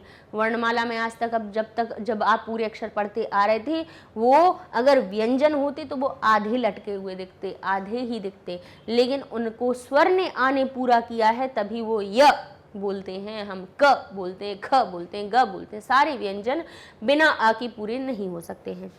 तो क्या कह रहे हैं, नियम कह रहा है विग्रह वाला कि य व र ल ये स्वर से युक्त दिखें आपको, स्वर से युक्त हो, यानी इनमें स्वर लगा हुआ हो और इन 4 वर्णों के पहले इनमें से कोई भी एक 4 हो और उनके पहले कोई आधा व्यंजन हो, मान लो ता हो, मान लो ना हो, मान लो माँ हो, मान लो यहाँ पे र हो, कोई भी हो, तो समझ लीजिएगा कि ये जो परिवर्तन हुआ है ऐसे नहीं हुआ है, इसमें जो विग्रह होना है वो कौन सा नियम है, बोले यण संधि से ये आया है। तो हम क्या करेंगे, बोले सबसे पहले उस या व र ल इनको पकड़ेंगे, इन स्वर युक्तों को पकड़ेंगे, इस शब्द को पकड़ लिया, नीचे लेके आए, स्वर बाहर निकालो, इसका बाहर निकाला, अ से निकल आया क्योंकि या में केवल अ जुड़ा हुआ था, अ आगे वाले को दे दिया तो ये अनंदन हो गया, बस ठीक है, इनका तो काम बन गया। अब इनका क्या करें, ये तो पर आधे रह गए हैं, आधे रह गए तो या को पहले हम ई में बदल के देखेंगे, एक छोटी से काम नहीं चलेगा तो फिर हम बड़ी का प्रयोग करेंगे, तो क्योंकि भाई दोनों ई का ही परिवर्तन से भाई ये जो यह है और यह बनता कैसे है, आधा या बनता है, तो आधे या को तो हम ई या ई से हम तोड़ लेंगे, वह जो है उसमें से अगर स्वर बाहर निकाल दिया जाए तो वो आधा जो वह है उ या उ से ही बन सकता है, री दीर्घ या हृस्वरी से बन सकती है और री जो ल है स्वर युक्त तो वो री से बनेगा, ठीक है। हालांकि अब इनके शब्द कम आते हैं क्योंकि हमारे वैदिक संस्कृत में ज़्यादा प्रयोग होते थे, लौकिक में कम होते हैं। तो यहाँ पर हमने क्या किया, इसको छोटी ई दे के कोशिश की, तो ये हो गया हमारा परी, हो गया, और छोटी ई बन गया, बोले परी का अर्थ भी ठीक है, ये तो उपसर्ग भी होता है, परी चारों ओर का भी अर्थ बताती है, तो परी शब्द हमारा सही हो गया और अनंतम अलग हो गया, ये उपसर्ग मिल गया और वो हमारा अनंतम अलग शब्द हो गया। तो इस प्रकार से ये हो गए हमारे विग्रह। तो संधियां देखिए, तोड़ना करना जितना आसान होता है तोड़ना उतना ही मुश्किल होता है, क्योंकि हमें बीच की जो परिवर्तन हो रहे हैं वो हमें पता होना चाहिए कि र कहाँ कहीं बनता है क्या, सा कहीं बनता है, ओ की मात्रा बनती है कि नहीं बनती है। और देखिए लिखा है किंचित काल अनंतरम, कालांतरम, अब कालानंतरम काल तो समझ में आ रही है, किंचित को तो ता हमारा संयोग से अलग कर दीजिए, कालानंतरम तो काल शब्द का अर्थ होता है समय, तो काला को तोड़े, ठीक है, काला को अगर तोड़े, आप कहेंगे हमारे हिंदी में तो काला शब्द भी होता है, उसका भी तो अर्थ होता है काला, हम तो काला नंतरम करे दे रहे, तो काला का क्या अर्थ होगा, अनंत, नंतरम अकेले का क्या होगा, कुछ नहीं बनेगा। तो भाई हम हिंदी में नहीं तोड़ रहे हैं, हम इनको संस्कृत में बदल रहे हैं। तो ला को हमने तोड़ा, ये जो ला था उसको तोड़ा, ला में से आ को निकाला, आ को हमने 2 आ से पहले बना के देखा, छोटे छोटे आ से, तो एक इस ला को दे दिया तो ये काल हो गया, और ये नंतरम को दे दिया तो ये अनंतरम हो गया। अनंतरम का अर्थ होता है बाद में, ठीक है, यानी कुछ समय के बाद। चलिए आगे लिखा है समागतो राजा, ओ की मात्रा दिख रही है, बाकी तो कुछ समझ में, समागत तो समझ में आता है, सम आगत शब्द से समागत बन गया, ठीक है, लेकिन ओ की मात्रा कहाँ से आई, क्या परिवर्तन बता रही है। ओ की मात्रा के बाद में अगर विसर्ग हो तो हम समझ सकते हैं कि ये हमारी विभक्ति का कोई नियम लगा होगा इसमें, तो षष्ठी और सप्तमी का रूप बन सकता है, लेकिन यहाँ तो अकेली ओ की मात्रा दिख रही है और कह रहे हैं विच्छेद करो, तो बस ओ की मात्रा को विसर्ग में बदलना है, वो कुछ नहीं करना है, समागतः राजा बन जाएगा। कौन सा नियम है इसमें, उत्व संधि का नियम है, ठीक है, पढ़ लीजिएगा जाके, समझ में आ जाएगा। सम उपविश्य, सम को अलग करेंगे तो उपविश्य अलग निकल आएगा, सम हमारा उपसर्ग बन जाएगा, उपविश्य अलग हो जाएगा। उपविश्य में भी उपसर्ग लगा है, लेकिन फिर भी उपविश्य धातु में हमारा जो उपसर्ग जुड़ जाता है, लियप लकार से उपविश्य शब्द भी बना है, लेकिन अभी हमें सम उपविश्य को करना है तो ज़्यादा नहीं तोड़ रहे हैं, हम सम को ही अकेला तोड़ के बता देते, उपविश्य यानी बैठना, ठीक है। अब लिखा है हमारा लिखा हुआ है शृण्वन्येव, शृण्वन्येव जो लिखा है शृण्वन और एव शब्द से ना को अलग कीजिए, ए हमारा अलग हो जाएगा। अब आगे लिखा है बृहत तिलक अलंकार, तो बृहत अलग निकल जाएगा, 2 ता है इसके अंदर, ये जो ति लगा हुआ है अगर तोड़ के आप अगर स्पष्ट रूप से देखोगे तो इसमें क्या है, एक आधा ता है और एक पूरा ता है, तो ये पूरे वाले ता को तिलक में कर लीजिए, ती में बदल दीजिए और आधे ता को आगे वाले को दे दीजिए, तो ये भी एक मूल शब्द हो जाएगा, बृहत यानी बड़ा, और तिलक अलग हो जाएगा, और तिलक क्या लिखा हुआ है, तिल का अलंकार।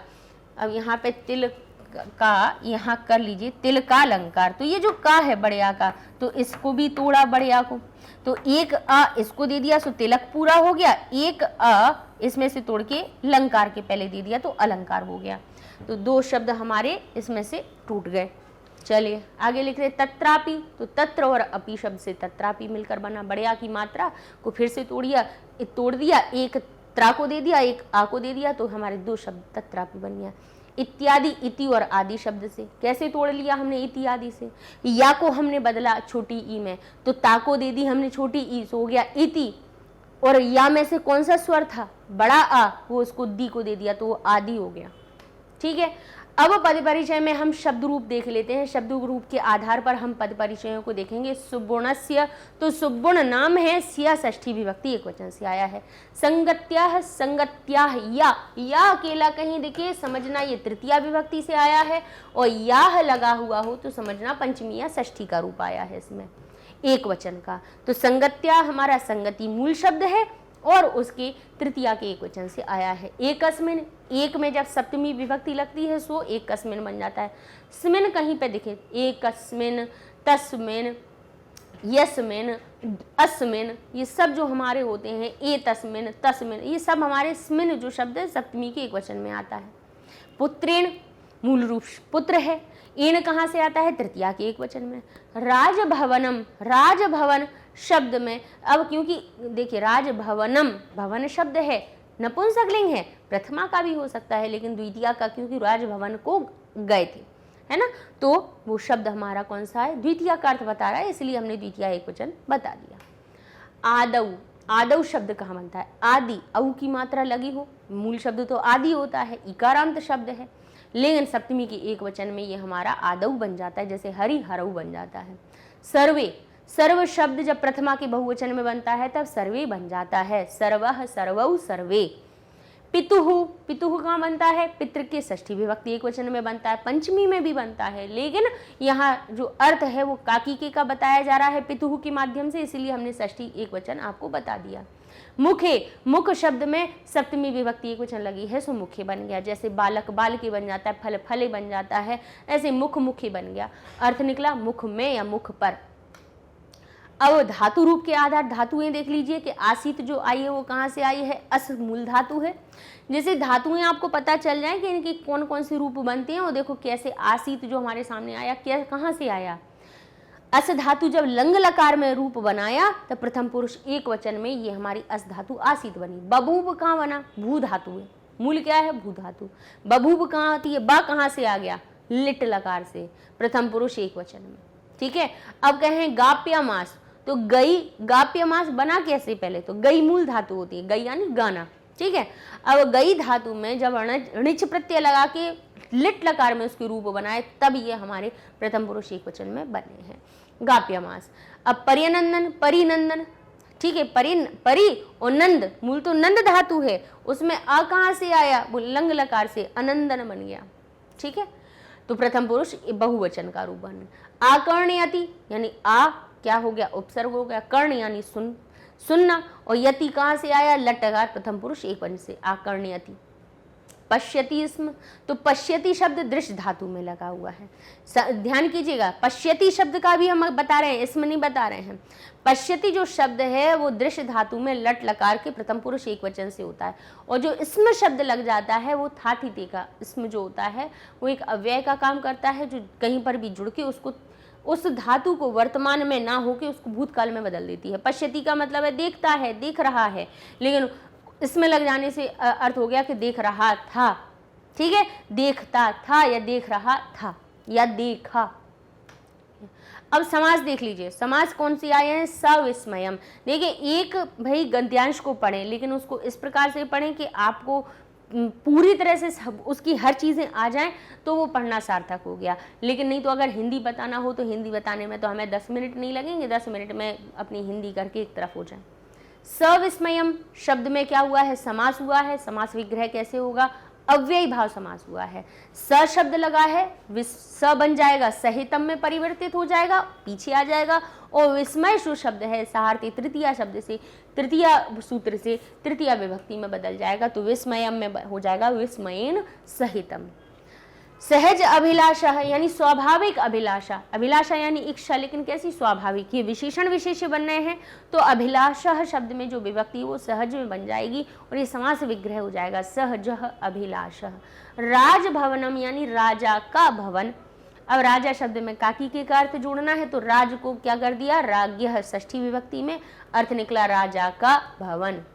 अंतःपुर स्त्री जन समक्षे यानी अंतःपुर की, अब क्योंकि काकी की का अर्थ निकल रहा कि अंतःपुर की स्त्रियों के समक्ष में, जब हमने इसको तोड़ा हिंदी में ही तोड़ा तो अंतःपुर स्त्री जन समक्षे का अर्थ क्या निकला कि अंतःपुर की स्त्रियों के समक्ष में, तो अंतःपुर में भी काकी के का अर्थ जोड़ना है, स्त्री जन में भी काकी के का अर्थ जोड़ना है, तो दोनों में षष्ठी लगा देंगे तो कहेंगे अंतःपुरस्य, अंतःपुर की स्त्री जन। अब एक स्त्री एक नहीं है, बहुत सारी हैं तो स्त्री में षष्ठी तो लगेगी लेकिन बहुवचन वाली, तो स्त्री जनानाम स्त्री जनों के समक्ष में, दोनों में षष्ठी लगा दी, समास विग्रह हो गया। समास का अर्थ होता है संक्षिप्त होना, यानी अब यहाँ से षष्ठी हटा दी थी, सबकी षष्ठी हटा के मूल रूप को लिख करके साथ में जोड़ दिया तो सुसामासिक पद यानी छोटा पद बन गया था, अंतःपुर जन स्त्री समक्षे। अर्थ क्या निकला, अर्थ हमने खुद निकाल लिया कि अंतःपुर की स्त्रियों के समक्ष में, ठीक है। तो जो उसका मूल अर्थ था उसको मूल रूप में लेके आ गए, सो वो समास विग्रह हो गया, यानी वो संक्षिप्त जो हुआ था उसको तोड़ दीजिए, जहां विभक्तियों का लोप किया था उनको अलग अलग करके लिख दिया। अब लिखा है पुराण प्रवचनम, अर्थ क्या निकल रहा है कि पुराण का प्रवचन, तो पुराण शब्द में काकी की का अर्थ जोड़ने के लिए हम उसमें स्या लगा देंगे, सो बन जाएगा पुराणस्य प्रवचनम।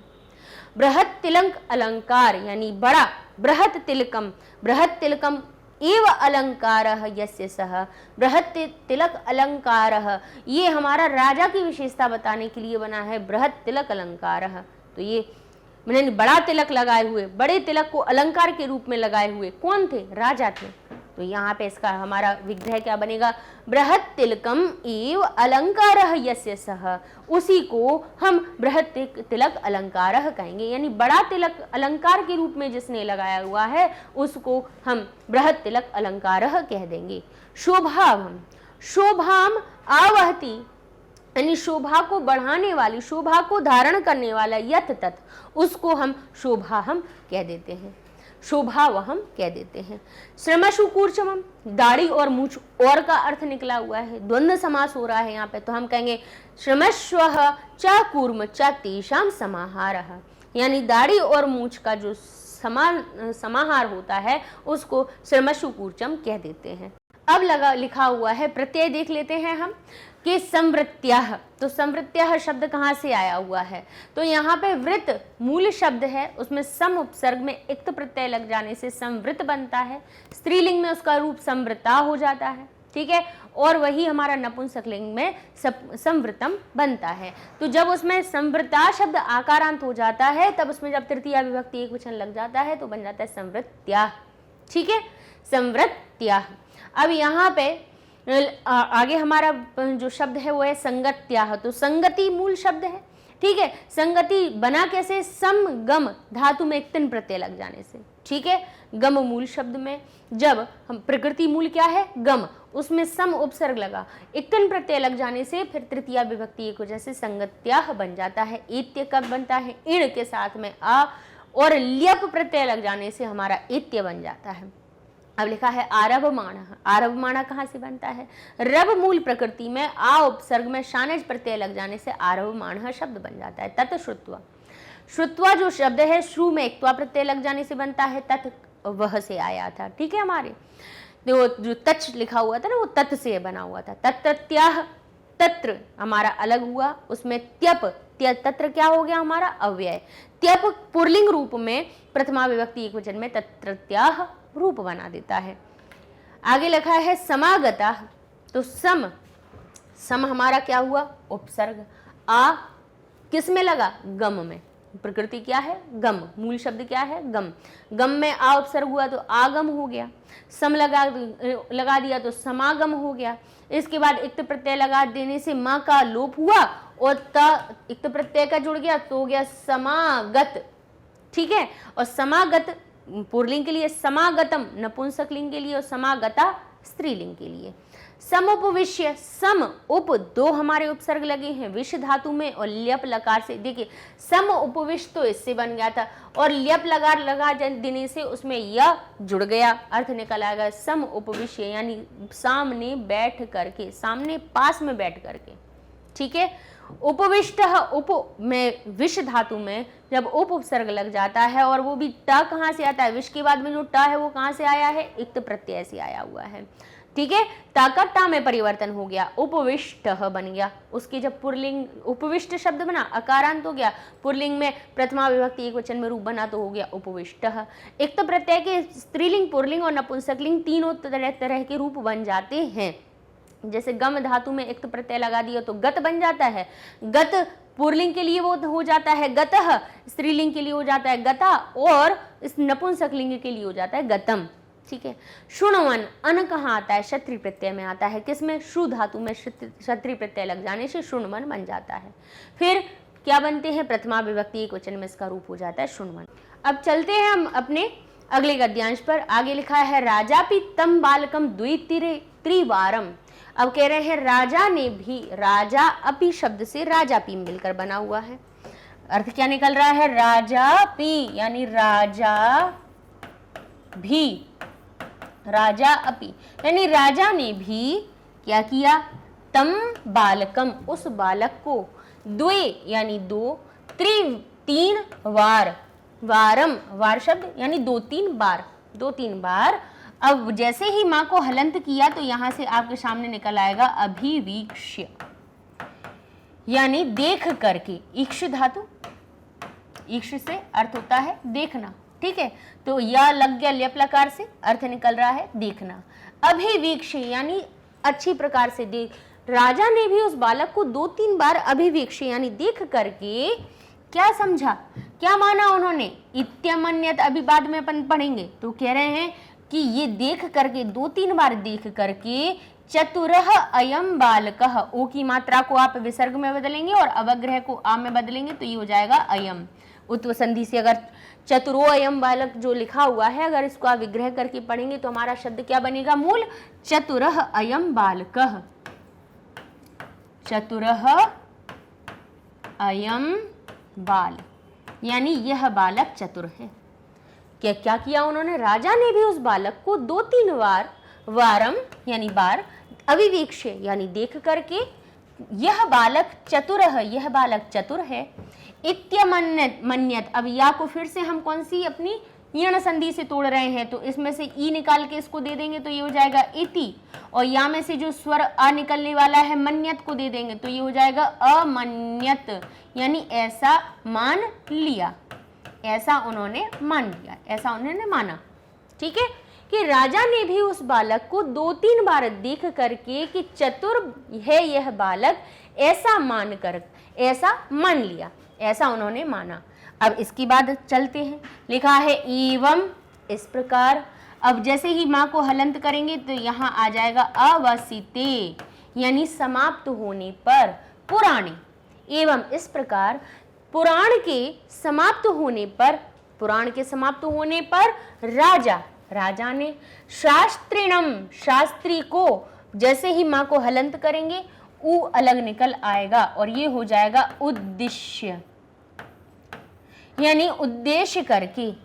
तो कह रहे हैं राजा ने शास्त्री को उद्देश्य करके कहा, यानी उनकी तरफ लक्ष्य करके, उनको देख करके, उनको उद्देश्य करके कहा कि भो यानी अरे एषः बालः, ये बालक जो है, भवत कुमारः किम, क्या भवत यानी आपका कुमार है क्या, आपका बेटा है क्या। उन्होंने किसको, कहते हैं राजा ने शास्त्रीनम उद्देश्य, शास्त्री को उद्देश्य करके कहा कि भो अरे एषः बालः, यह बालक भवत कुमारः किम, आपका कुमार है क्या, आपका बालक है क्या। इत्यपृच्छत, फिर से तोड़िए, इति अलग हो जाएगा, या को फिर से ई में बदला, छोटी ई इसको मिली और इसका स्वर प्रच्छत को मिला तो ये अपृच्छत अलग हो जाएगा। इति अपृच्छत, ऐसा उन्होंने पूछा।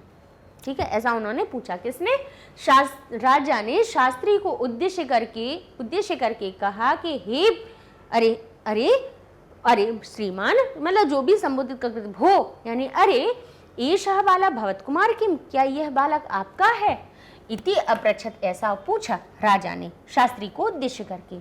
तो आम, हाँ महाप्रभु, हाँ महाप्रभु, ये अब कहने इति, ऐसा शास्त्री प्रत्युवाच, प्रति उवाच शब्द से प्रत्युवाच मिलकर बना है, प्रति उवाच यानी प्रत्युत्तर में बोला। हाँ महाप्रभु, ऐसा शास्त्री ने प्रति उवाच यानी उनको कहा, वच यानी बोलना, वच धातु से बन गया प्रत्युवाच यानी उनको बोला, फिर बोला, उसकी बाद में बोला ना, तो प्रति शब्द बाद के लिए भी आता है। हाँ महाप्रभु, ऐसा शास्त्री ने फिर बोला। तो पुनः फिर से स्मय पूर्वकम, अब ये जो स्मय पूर्वकम लिखा हुआ है इसकी बड़ी दुविधा है। इसकी वैसे देखिए, जब आप हमने इस चीज़ को भाई पढ़ते हैं तो आपकी कंटेंट को हम 2-4 जगह से अच्छे से देख करके तभी आपके लिए लाते हैं। तो जैसे पुस्तक है तो पुस्तक में तो स्मय पूर्वकम लिखा हुआ है, ठीक है। और भाई जो आपकी इंटरनेट पे जो किताब होती है CBSE की NCERT बुक में, उसमें विस्मय पूर्वकम लिखा हुआ है। अब अगर विस्मय पूर्वक होगा तो इसका अर्थ निकल जाएगा कि आश्चर्य पूर्वक, ठीक है। और अगर स्मय पूर्वकम अर्थ है तो इसका अर्थ हो जाएगा स्मय से पूर्वक यानी प्रसन्नता, प्रसन्न होकर के, प्रसन्नता से पूर्वक, प्रसन्नता पूर्वक, ठीक है, यानी प्रसन्नता के साथ में अर्थ निकलता है। कि फिर स्मय पूर्वकम, अब हम स्मय पूर्वकम से बता रहे हैं भाई, कंप्यूटर पे जो बुक होती हैं उन पे विस्मय पूर्वक लिखा हुआ है, तो दोनों का ही हमने अर्थ बता दिया। अर्थ क्या निकला कि फिर स्मय पूर्वकम यानी प्रसन्नता के साथ में राजा बालम संबोध है, बालक को संबोध है यानी संबोधित करके, संबोधित या हो गया ल्यप लकार का, तो कर और करके का अर्थ निकल आया। कि फिर स्मय पूर्वकम यानी प्रसन्नता के साथ में राजा ने बालक को संबोधित करके कहा कि अये वत्स, अरे वत्स, किम, आप, भवान अपि, भवान को अलग कीजिए तो अपि हमारे सामने अलग हो जाएगा, भवान अपि यानी भवान अपि, आप भी, पितृवत यानी पिता की भांति, पुराण प्रवचनम करिष्यति। तो राजा ने प्रसन्नता पूर्वक, प्रसन्न मुख से राजा ने बालक को संबोधित करके कहा, अये वत्स, किम भवान अपि पितृवत पुराण प्रवचन करिष्यति, क्या आप भी पिता की भांति पुराण का प्रवचन करोगे? इति, ऐसा किसने? राजा ने परिपृच्छत, परिपृच्छत फिर से किससे मिला? परिपृच्छत, ऐसा उससे पूछा, ठीक है, ऐसा पूछा। तो तदा, तब, स बालः, तब तक बालक नहीं बोल रहा था, तदा स बालः, तब वह बालक क्या बोला? अब व्याहारत यहाँ तक खत्म हो जाएगा, करोमी, इधर ऐसी उसने व्याहारत से बात करके खत्म की है। तो तदा सह बालः, तब वह बालक, अहम पुराण प्रवचनम ना करूमी, मैं पुराण का प्रवचन नहीं करता हूँ, संगीतम गायम इति, गायामी, अब गायामी इति जो लिखा हुआ है इसमें से गायामी हम अलग निकाल देंगे, गायामी, और इति अलग हो जाएगा, इति व्यहारत, ऐसा उसने बोला।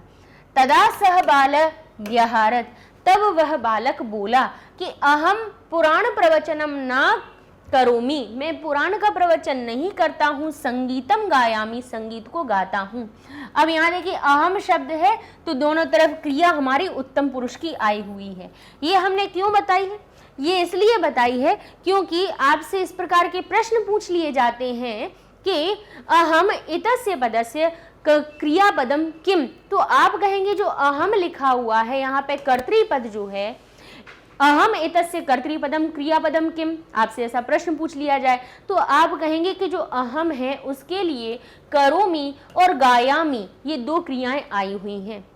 कभी कभी प्रश्न पूछ लिया जाता है कि गायामी इति क्रियापद से कर्तृपदम किम, गायामी जो क्रिया आई है आप कहोगे गायामी तो आई ही नहीं है, तब आप यहाँ पे इसीलिए हम विग्रह करके बता रहे हैं कि ये जो माँ है उसकी जो बड़ी ई है वो कहाँ से आई है। हमने क्या कहा था अभी आपको कि जो बड़ा आ होता है, बड़ी ई होती है, वो कहाँ से आती है? बड़े ऊ की मात्रा है वो हमारी दीर्घ संधि से आती है। तो ये गायाम हमने अलग लिख दिया, गायाम को अलग लिख लिया, बड़ी ई की मात्रा को हमने तोड़ा, तो पहले हम इसको दोनों में छोटी छोटी मात्रा में, छोटी छोटी ई में परिवर्तित करके देखेंगे। तो गायाम हो गया गायामी तो कहेंगे ठीक है, गई धातु का ये हमारा कौन सा उत्तम पुरुष वाला शब्द भी बन गया, धातु के रूप भी बन गया, और ई को इसमें दे दिया तो ये इति बन गया हमारा एक अव्यय जो समाप्ति सूचक होता है। गायामी इति व्यहरत, ऐसा उसने बोला। ठीक है। तदा राजा, तब राजा ने कहा आह, अरे वाह, तथा, तो फिर, तब ननु, यानी तब तो निश्चित ही, तरही तो फिर एकम, तब तो निश्चित ही, तो फिर एकम गायनम शुणमः तावत, तो फिर मैं एक गाना को सुनूंगा, अब एक गाना सुनाओ, ऐसा उन्होंने कहा। इति अवदत, ऐसा कहा। तदा राजा अवदत देखिए यहाँ पे लिखा हुआ है, यहाँ पे कर्ता अलग है, क्रिया बिल्कुल अंत में अलग दे दी है, दूसरी लाइन में दे दी है। इति अवदत वद धातु से मिलकर बना है, तो कह रहे हैं इति अवदत, ऐसा, तदा यानी उसके बाद, तदा, यदा यानी जब, तदा यानी तब राजा ने कहा आहा, तथा यानी वैसा, यथा यानी जैसा, तथा यानी वैसा, अरे ऐसा क्या, तो उन्होंने कहा ननु यानी निश्चित ही, तरही तो फिर तो एकम गानम, एक गाने को शुणमः, मैं सुनूंगा, तावत, तो फिर मैं तो फिर तब तक मैं एक गाना जरूर सुनूंगा। तो अब देखिए क्या होता है, अनुपदम यानी तुरंत ही, एव तुरंत, अनुपदम का अर्थ क्या हुआ, तुरंत, एव का अर्थ हुआ ही, यानी तुरंत ही, यानी क्षण मात्र में ही, शुभ गुण ने श्री राघवम दशरथ आत्मजम इत्यादि श्लोकम संगीत मार्गेण अश्रावयत। कहते हैं अनुपदम एव शब्द किससे मिलकर बना है, अनुपदम एव, यानी तुरंत ही सुगुण ने श्री राघवम दशरथात्मजम इत्यादि, यहाँ पे अलग कीजिए तो ये हो जाएगा इत्यादि श्लोकम, इत्यादि श्लोकों को संगीत मार्ग से अश्राव्यत यानी सुना दिया। तदंते, तत अंते शब्द से मिलकर बना है, तत अंते उसके बाद में, पुनः सह फिर से वह, क्या कहता है, फिर से सह वह, यहां से फिर से आएगा इति अगदत यानी उसने ऐसा कहा। तदंते उसके बाद फिर, सह उसने कहा, क्या कहा, कस्तूरी तिलकम इत्यादि श्लोको अपि, यानी इत्यादि श्लोक भी मम कंठस्थ अस्ति, मुझको कंठस्थ हैं, इति अगदत, ऐसा उसने कहा। तो इसको हम तोड़कर बता देते हैं, तो ये क्या लिखा है, कंठस्थ, ओ की मात्रा से ये हमारा उत्व संधि के नियम से बना हुआ था विसर्ग, तो इसको मूल रूप में ला दिया, अवग्रह को आ में बदल दिया। अस्ति की जो बड़ी ई की मात्रा है उसको फिर से हमने तोड़ा, तो हमने क्या किया, विग्रह इसकी बड़ी ई की मात्रा को छोटी में बदला, और एक जो ई थी वो ता को दे दी, फिर यहाँ से हमने इसको तोड़ा तो या फिर से छोटी की मात्रा में बदला, और या में से जो स्वर निकला वो इसको दे दिया, तो ये अगदत बन गया। तो देखिए कंठस्थ अस्ति इति अगदत, कंठस्थो अस्ति इत्यगदत जो लिखा हुआ है पूरा शब्द किससे मिलकर बना है, कंठस्थ अस्ति इति अगदत। यहाँ हमारी कितनी संधि लगी हैं, उत्व संधि, यहाँ पे यण संधि और यहाँ पे भी यण संधि, 3 संधियों से मिलकर बने ये 4 शब्दों का एक शब्द। तो कह रहे हैं तदंते उसके बाद में, पुनः सा फिर से उसने क्या कहा कि कस्तूरी तिलकम इत्यादि श्लोको अपि, श्लोक भी मुझको कंठस्थ है, मुझको यानी कंठस्थ यानी कंठ में स्थित है मेरे, यानी याद है, स्मरण है। कंठस्थ होना क्या अर्थ क्या होता है कि किसी ने कहा और आपने बोलना शुरू कर दिया, या मतलब ये रहा कि आपकी स्मरण शक्ति में आपके कंठ में ही थे कि तुरंत आपने बोल दिया, आपको देखने की जरूरत नहीं पड़ी। तो कंठस्थ का अर्थ होता है मतलब कंठ में स्थित हो जिसके, ठीक है, स्मरण हो वो, इस प्रकार से, ठीक है। तो ये भी श्लोको अपि भी शब्द हमारा किससे बना है, श्लोकः अपि यानी श्लोक भी। अर्थ क्या निकल रहा है, तो जैसे पहले उसने क्या किया, तुरंत ही शुभगुण ने श्री राघव दशरथात्मज इत्यादि श्लोक को संगीत मार्गेण अश्रावत, संगीत मार्ग से सुनाया, संगीत के द्वारा सुनाया। और फिर से उसने कहा तदंते उसके बाद पुनः उसने कहा इति अगदत, ऐसा उसने कहा कि कस्तूरी तिलकम इत्यादि श्लोको अभी मम कंठस्थो अस्ति, मुझको कंठस्थ है, इति अगदत ऐसा उसने कहा। ठीक है, तो कौन से कस्तूरी तिलकम ललाट पटले वक्षस्थले कौस्तुभम नासाग्रे वरमोक्तम, ये हमारे किसके लिए हैं? श्री कृष्णचंद्र भगवान के लिए स्तुति में कहे गए हैं कि कस्तूरी तिलकम ललाट पटले वक्षस्थले कौस्तुभम नासाग्रे वरमोक्तम। बहुत अच्छे हमारे श्लोक हैं, पढ़िएगा जरा, बहुत ही सुंदर वर्णन किया गया है कि कस्तूरी का तिलक लगाया हुआ है, ललाट पटले वक्ष स्थले, ललाट पटल पर क्या लगा हुआ है? कस्तूरी का तिलक है, वक्ष स्थले कौस्तुभम, कौस्तुभ मणि पहनी हुई है। इस प्रकार से बहुत अच्छा वर्णन है इसमें। तो उसने कहा कि मुझको ये भी पूरे कंठस्थ है। तो यहाँ पे शब्दार्थ देख लेते हैं कि राजा पी का अर्थ हुआ राजा भी, क्योंकि राजा और अपी शब्द से मिलकर बना है ना, इसीलिए। अभिवीक्ष यानी देख करके, चतुर यानी चालाक, चतुर, चतुर एक चालाक शब्द होता है, एक चतुर का अर्थ बुद्धिमान में भी आएगा, क्योंकि चतुर का हम अगर चालाक कह दें तो एक चालाक जो शब्द बना है ना, वो थोड़ा धूर्त प्रकार के व्यक्तियों के लिए बना हुआ है ना हिंदी में। लेकिन चतुर यहाँ पे किसके लिए आता है? बुद्धिमान के लिए आता है। तो हम बुद्धिमान ज्यादा कहेंगे, वो ज्यादा अच्छी बात रहेगी। अवसिते समाप्त होने पर, उद्देश्य यानी लक्ष्य करके, भगवत कुमार यानी आपका पुत्र, अपृच्छति यानी पूछा, उवाच यानी कहा, स्मय पूर्वकम यानी मुस्कुराते हुए, संबोध्य संबोधित करके। अच्छा देखिए, वही अगर विस्मय पूर्वक होता तो आश्चर्य करते हुए अर्थ हो जाता, आश्चर्य के साथ हो जाता। स्मय पूर्वक है तो मुस्कुराते हुए हो गया। संबोध्य यानी संबोधित करके, परिप्रच्छत यानी पूछा, व्यवहारत यानी कहा। अब प्रगीय गाकर, अगर ये जो प्रगीय शब्द है ये आपकी पुस्तक में भी मिला, हमने दूसरी पुस्तकों में भी देखा, जो इंटरनेट की पुस्तक होती है, ई बुक होती है, उसमें भी देखा। प्रगीय शब्द हर जगह दिया हुआ है, जबकि प्रगीय हमारे पूरे यहाँ पर हमने पढ़कर देखा, मैं कहीं नहीं मिला। तो हो सकता है कई बार क्या होता है कि जब किताबें बनती हैं उस समय पर कुछ कुछ जैसे पाठ में थोड़े बहुत परिवर्तन कर दिए जाते हैं, तो हो सकता है कि पहले प्रगीय शब्द का प्रयोग किया गया हो, लेकिन उसके बाद में उस शब्द का जो पंक्ति वो हटा दी गई हो। ऐसा कई जगह हुआ है। अभिज्ञान शाकुंतलम का भी जो नाटक आया है वीर सर्वदमन, उसमें तो पाठ को बहुत संक्षिप्त करके लिख दिया है। एनसीईआरटी की जो आपकी पुस्तक है ना, उसमें जो पाठ दिया है तो पूरा वार्तालाप तो है ही नहीं, पता नहीं यानी कितनी पंक्तियों को तो हटा दिया। तो उससे क्या होता है कि जब हटा देते हैं तो तारतम्य खत्म हो जाता है ना। कुछ चीजें हो चुकी हैं, कुछ मन में सोचा था जिससे कि एक कथानक अच्छे से जुड़ा हुआ था, वो चीजें हटाई दी बीच में से। तो बच्चों को समझने में, एक तो अभिज्ञान शाकुंतलम से दे रहे हैं, उसके बाद भी भाई जब भी किताब की जब भी रचना हो या पाठ दिया जाए तो हमें नहीं लगता कि किसी चीज़ को लोप करना चाहिए, नहीं करना चाहिए। भले ही छोटा दो, लेकिन दो पूरा कि उसमें पूरा सीक्वेंस तो आ जाए, पूरा क्रम तो बना हुआ हो पाठ का। तो वीर सर्वदमन जो पाठ है उसका हमने पांचवा जो पाठ है उसमें बहुत सारी चीज़ें बीच बीच की लोप है। उसमें पाठ की मूल मतलब पंक्तियाँ देखे, मूल लाइनें उठा करके आपका पाठ वो बना दिया गया, ठीक है ना। तो ऐसे ही हो सकता है कि ये जो प्रगीय शब्द है पहले कभी आया हुआ हो, लेकिन उसमें से हटा के दिया गया हो, लेकिन वो शब्दार्थ में रह गया। प्रगीय का भी अर्थ हुआ गा करके। कंठस्थ यानी स्मरण होना, अगदत यानी कहा। अब के लिखा हुआ है अनुपदम, अनुपद को अलग कीजिए और ए वाला हो जाएगा तो अर्थ हो जाएगा तत्काल ही, तुरंत ही। संगीत मार्गेण यानी संगीत के माध्यम से। अश्रावाय यानी सुनाया। अब आगे संदर्भ में हम इसका देख लेते हैं, हमारा क्या बनेगा कि शुभगुण जो शास्त्री पुत्र थे वह किस प्रकार अपने संगीत से राजा की महल की स्त्रियों को प्रभावित करते हैं, इसका वर्णन किया गया है कि राजा ने भी उस बालक को 2-3 बार देखकर यह मान लिया कि यह बालक चतुर है ना।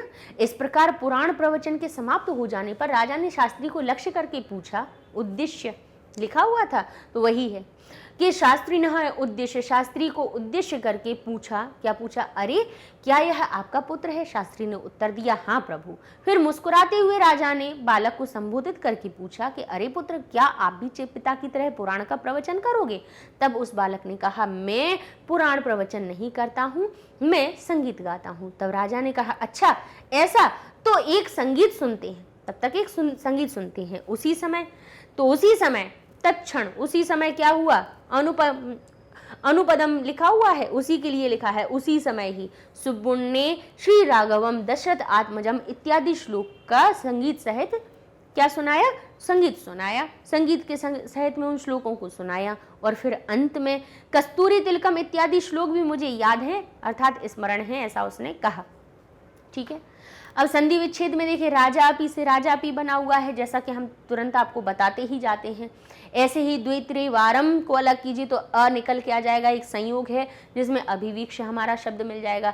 चतुरो अयम, ओ की मात्रा के बाद में अवग्रह का चिन्ह देखिए, समझ जाइए ओ की मात्रा हमारी उत्व संधि यानी विसर्ग के परिवर्तन से आई है, तो ओ की मात्रा को विसर्ग में बदल दीजिए और ओ की मात्रा के बाद में तुरंत अगर अवग्रह का चिन्ह हो तो उसको आप कैसे हमारे अ में परिवर्तित कर दीजिएगा, अर्थ हो जाएगा चतुरः अयम।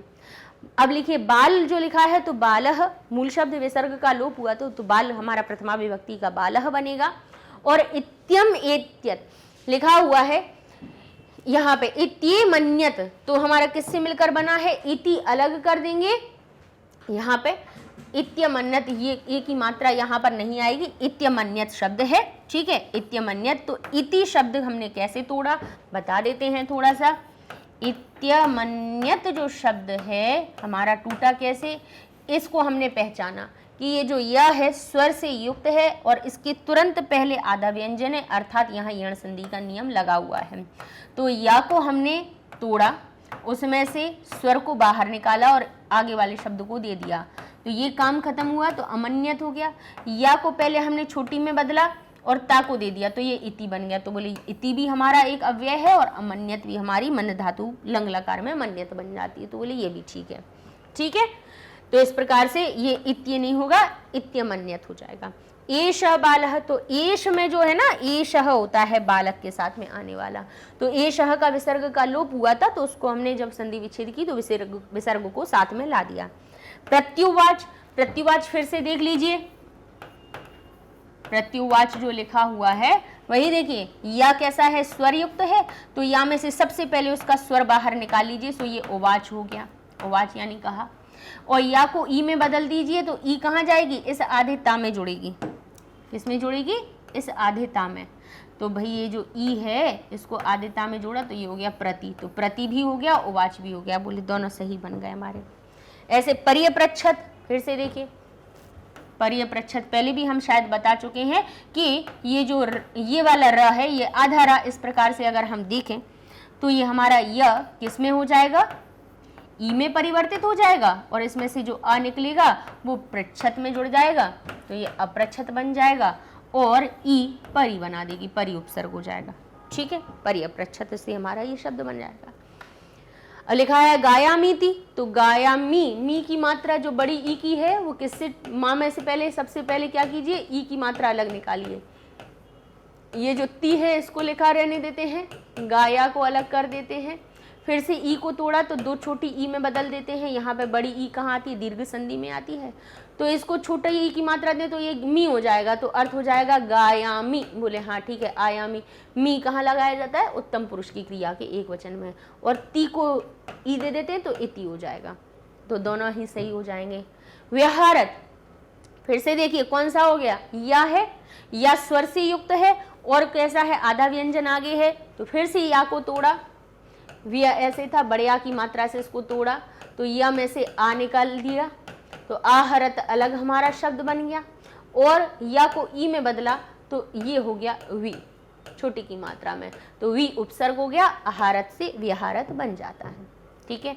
अब लिखा है शृणुमस्तावत, देखिए स के बाद में तुरंत ता लिखा हुआ हो, श के बाद में च लिखा हुआ हो या श के बाद में ट लगा हुआ हो, तो ध्यान रखिएगा ये सत्व संधि का परिवर्तन होता है, बस आपको कुछ नहीं करना है, इनको जैसा का तैसा लिखा रहने देना है, बस इन तीनों सा को आपको विसर्ग में बदल देना है बस, और आपका सत्व संधि का नियम से विच्छेद हो जाएगा, तो शृणुमः तावत हो जाएगा। इत्यवदत फिर से देखिए तो इति हो जाएगा और या में से जो अ निकलेगा वो अवदत बना देगा, ठीक है। कस्तूरी तिलकम को अलग कीजिए तो इत्यादि अलग निकल जाएगा, इत्यादि के बाद इत्यादि श्लोक कह, ओ की मात्रा है, इसको हमारे विसर्ग में बदलेंगे और अवग्रह को आ में बदल देंगे तो ये हो जाएगा अपि, ठीक है। अच्छा इत्यादि भी इत्यादि शब्द से मिलकर बनता है, इति और आदि शब्द से मिलकर हमारा इत्यादि बनता है, कैसे वही देख लीजिए, इत्यादि, तो ये जो या है कैसे टूटेगा, आ अपना बाहर निकालेगा, ये आदि बना देगा, इसको हम ई में परिवर्तन करेंगे, ई को दे देंगे तो इति और आदि दो शब्द बन जाएंगे, ठीक है। ऐसे ही अभी इसको भी हमने आपको बता दिया है कि कंठस्थो अस्ति इति अगादत शब्द से मिलकर अगदत शब्द से मिलकर बना है। पद परिचय में देख लेते हैं कि पुराणे शब्द कहाँ बना है। पुराण मूल शब्द है, सप्तमी के एक वचन में पुराणे बन जाता है। शास्त्रिनम, तो शास्त्रिन मूल शब्द है शास्त्रिन, और इसकी द्वितीय विभक्ति एक वचन में शास्त्रिनम बन जाएगा। महाप्रभो, महाप्रभो, प्रभु उ की मात्रा है, प्रभु होता है ना मूल शब्द, उ की मात्रा का बनी संबोधन के एक वचन में महाप्रभो, हाँ महाप्रभो, ये संबोधित करते हुए कहा था। अब लिखा है संगीत मार्गिण, तो संगीत मार्ग तो मूल शब्द हो गया, तृतीया के वचन से हमारा संगीत मार्गिण हो गया, संगीत के मार्ग से, संगीत के माध्यम से। श्लोकम, श्लोक मूल शब्द है, द्वितीया के एक वचन में श्लोकम बन जाएगा। अब धातु में देख लेते हैं अमन्यत, अमन्यत, अप्रच्छत, प्रत्युवाच, परिप्रच्छत, गायामी, व्यहारत, ये जो क्रियाएं आई हैं कहाँ से आई हैं, तो इनकी मूल धातु पकड़ लीजिए तो पता चल जाएगा आपको। मन धातु, मन हुई, अमन्यत कैसे बना, अ कहाँ से आता है, लंग लकार से आता है। त कहाँ कांत का कहाँ से आता है, प्रथम पुरुष एक वचन की, त ताम न अह तम ता अम आव आम, उत्तम हमारी लंग लकार की क्रिया में जुड़ते हैं तो अंत का त दिख रहा है, समझ जाइए कि लंग लकार में प्रथम पुरुष एक वचन की बात हो रही है। ऐसे ही अप्रच्छत, अ जो है वो लंग लकार से आया है, प्रच्छ मूल धातु है और इसमें कौन सा प्रथम पुरुष एक वचन का त लगा हुआ है। प्रत्युवाच, प्रति वच धातु में लग जाता है, फिर इसके जब लिट लकार में रूप बनते हैं तब प्रथम पुरुष एक वचन में प्रत्युवाच बनता है। ठीक है, उवाच कब बनता है, जब लिट लकार में उसका रूप बनता है तब। प्रति, अब लिखा है पर्यप्रच्छत, तो परि तो उपसर्ग अलग निकाल दीजिए, अब प्रच्छ मूल धातु है। ठीक है, कब बनेगा, परि अप्रच्छत है ना, क्योंकि प्रच्छ धातु में अप्रच्छत तो हमने पहले ही आपको बता दिया कि लंग लकार प्रथम पुरुष एक वचन में। गायामी, गई धातु में उत्तम पुरुष की बात हो जाएगी जब लट लकार में, तब हमारा आमी आवा आम है तो लट लकार में ही बनते हैं उत्तम पुरुष एक वचन में। व्यहारत, वी आ दो उपसर्ग ह्री धातु में लग जाते हैं तब लंग लकार में उसके रूप बनते हैं हमारे प्रथम पुरुष एक वचन में व्यहारत। ठीक है, शुणमः, तो श्रु धातु, श्रु धातु के जब मह लगा हुआ है लट लकार उत्तम पुरुष बहुवचन में रूप बनेगा कि हम सुनेंगे, शुणमः यानी सुनेंगे, शुणमः हम जरूर सुने। ठीक है ना, तो इस प्रकार से रूप बने। ठीक है, अश्रावित यानी श्रु धातु, श्रु धातु हो गई, ऋणिच प्रत्यय से श्रु से श्राव बन जाता है, फिर इसके जब लंग लकार में रूप बनाए जाते हैं तो प्रथम पुरुष एक वचन में बन जाते हैं अश्राव्य। श्रु मूल धातु हो गई, ऋणिच से श्राव बन जाता है, और अ कहाँ पे आया, अ जो आगे आया वो लंग लकार वाला आया, त कहाँ से आया, प्रथम पुरुष एक वचन की क्रिया से। अगदत, गद मूल धातु होती है, अ उसमें कहाँ से लगा है, लंग लकार से। त तामना कहाँ से, प्रथम पुरुष एक वचन से। ठीक है, चलिए अब लिखा है समास देख लेते हैं। भवत कुमार, भवत कुमार शब्द सामासिक है, पुराण प्रवचन सामासिक है, संगीत मार्गिण सामासिक, स्मय पूर्वक भी समास है, कंठस्थ भी है, तदंते, ये सब हमारे समासिक पद हैं। तो इसका अर्थ हुआ भवत कुमार यानी आपका पुत्र। तो आपका की, आपका कहाँ पे बनेगा, आपकी में जब षष्ठी विभक्ति लगेगी तो तभी तो आपका बनेगा, तो भवत हो जाएगा भवतः। भगवान के शब्द रूप में षष्ठी विभक्ति लगती तो भवतः बनता है कि नहीं बनता है, पढ़े होंगे तो पता चल जाएगा। तो भगवान हो जाता है भवतः यानी आपका, कुमारः अलग अलग कर दिया। पुराण का प्रवचन, पुराण प्रवचन शब्द में क्या अर्थ निकल रहा है, पुराण का प्रवचन, जो अर्थ निकलता है उसी की विभक्ति हम लगा देते हैं तो हो जाएगा पुराणस्य प्रवचनम। संगीत मार्गेण, संगीत मार्ग के द्वारा, संगीत के माध्यम से, संगीत के मार्ग से, तो संगीत में काकी के अर्थ जुड़ रहा है ना, तो संगीत हो जाएगा संगीतस्य, और मार्गेण हम अलग कर देंगे। स्मय पूर्वकम अर्थ होगा स्मयः पूर्वम यस्मिन् तत्, स्मय के पूर्व, स्मय से पूर्व उसको कहेंगे हम स्मय पूर्वकम। यहाँ पे स्मय पूर्वकम होना चाहिए, पूर्वम नहीं आएगा, पूर्वकम यानी मुस्कुराने के साथ में जो बात कर रहा हो उसको स्मय पूर्वक कहते हैं।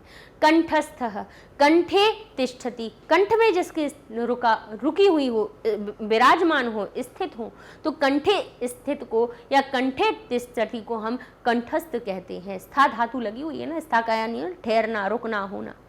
तदंते, तस्य अंते, तत अंते शब्द से तदंते मिलकर बना है, तो क्या कहेंगे उसके बाद, तो उस शब्द में काकी के आ रहा है ना, इसीलिए तत में भाई तदंते शब्द तत् और अंत्य शब्द से मिलकर बना हुआ है।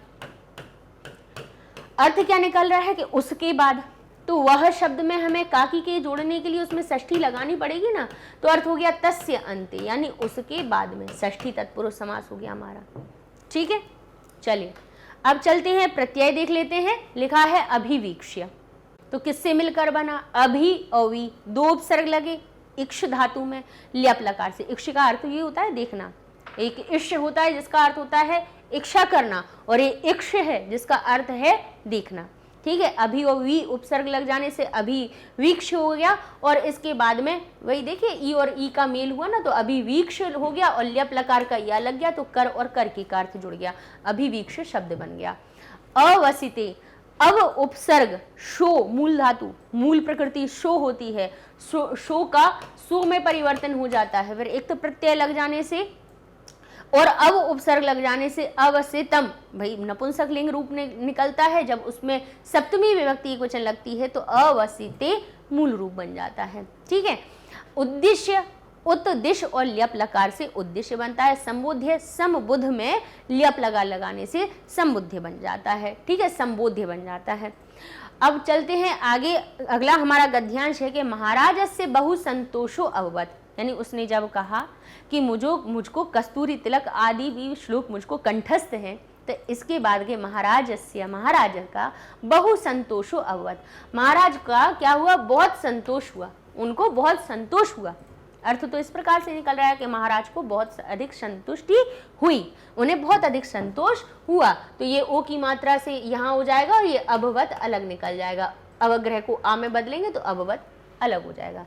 संतोषः, संतोष महाराज को बहुत अधिक संतोष हुआ। एवं, और इस प्रकार से परितुष्टो, यानी परितुष्ट यानी जो संतुष्ट राजा ने पारितोषिक त्वेन बालाय, पारितोषक, पारितोषक के रूप में किसको? बालक, बाला यानी बालक को क्या दिया? स यानी स तांबूलम, तांबूल के साथ में उत्तरीय वस्त्रम दत्वा, दे करके। इस प्रकार संतुष्ट हुए राजा ने पारितोषक के रूप में, पारितोषक त्वेन, पारितोषक के रूप में बालक को, बालाय शब्द है लेकिन को का हमने क्यों बोला? बालाय को तो हमें बालक के लिए बोलना चाहिए था ना, तृतीय चतुर्थी विभक्ति लगी हुई है तो हमें के लिए बोलना चाहिए था कि नहीं बोलना चाहिए था, लेकिन हमने को क्यों बोला बताइए? क्योंकि यहाँ दत्वा देने की बात आ रही थी, और कहते हैं कि जिसको दिया जाता है दान और जिसके लिए किया जाता है काम वो हो जाता है संप्रदान। तो यहाँ पे दानार्थे चतुर्थी सूत्र से भले ही उसमें अर्थ निकल रहा था को का, कि राजा ने पारितोषक के रूप में उस बालक को, अर्थ तो निकल रहा था को, लेकिन ये जो दिया, देने की जो धातु आ गई ना, इसने क्या किया? उस बालक में को होते हुए भी चतुर्थी विभक्ति लगवा दी। ठीक है ना, तो अर्थ हमने बोला कि एवं, इस प्रकार परितुष्ट राजा पारितोषकत्वेन, पारितोषक के रूप में बालक को स यानी सहित, किसके सहित? तांबूलम, तांबूल यानी पान के सहित उन्होंने उत्तरीय वस्त्रम, ओढ़ने वाला वस्त्र यानी दुशाला यानी कंबल यानी शॉल, कंबल नहीं शॉल, ठीक है, दुशाला होती है, शॉल उड़ाया जाता है, तो उन्होंने, राजा ने उसको तांबूल के साथ में उत्तरीय वस्त्र दत्वा, दे करके, दा धातु में भी इक्त्वा प्रत्यय लगा है तो अर्थ निकल रहा है दे करके। क्या कहा? हे वत्स, हे वत्स त्वम मेधावी असि, तुम बहुत मेधावी हो। मेधावी असि जो शब्द है किससे मिलकर बना है? मेधावी असि, तुम बड़े ही मेधावी, मेधावी असि, असि यानी हो, तुम यानी तुम, मेधावी असि, तुम बहुत मेधावी हो, तुम बहुत, तुम्हारे अंदर मेधा यानी तुम्हारे अंदर बहुत ही बुद्धिमत्ता है, तुम बहुत ही अत्यधिक बुद्धिमान हो। ठीक है, सुष्ठु, और मेधा क्या होती है? किसी के अंदर एक जब हुनर होता है, हुनर में जब वो कैसा होता है, सबसे अच्छा होता है, तो उसको मेधावी कह दिया जाता है। त्वम यानी तुम मेधावी असि, तुम तो बहुत मेधावी हो। सुष्ठु संगीतम शिक्षित्वा, अच्छी प्रकार से, सुष्ठु यानी अच्छी प्रकार से, संगीतम संगीत को, शिक्षित्वा शिक्षण करके, सीख करके, सम्यक गातुम भवान, आप गाने का अच्छे प्रकार से गाने के लिए अभ्यस्तु, अभ्यास करो। तुम क्या करो? उन्होंने कहा कि तुम बहुत मेधावी हो, अच्छे प्रकार से संगीत को सीख करके कैसे आप अच्छे प्रकार से उसको गाने का अभ्यास करो। अब आगे लिखा है इतो अप्यधिकम पारितोषिकम भवते वयम दास्याम, कह रहे हैं इति। अब इसको फिर से हम ओ की मात्रा को कह दें तो इतः यानी इससे, ये हमारी कौन सी इतो ओ की मात्रा को विसर्ग में बदला तो हो गया इतः, और ये अप्यधिकम फिर से हमारी यण संधि में टूट के हो जाएगा अपि अधिकम, यानी इससे भी अधिक। ठीक है, यहाँ हमारा शब्द हो जाएगा इतः, यानी इससे भी अधिकम पारितोषकम, इससे भी अधिक पारितोषक यानी इससे भी अधिक इनाम या इससे भी अधिक तुमको उपहार, भवते तुमको, वयम मैं, दास्याम हम तुमको देंगे, भवते यानी तुमको, वयम हम, दास्याम देंगे, हम तुम्हें इससे भी अधिक उपहार देंगे, इससे भी अधिक तुम्हें पुरस्कार देंगे।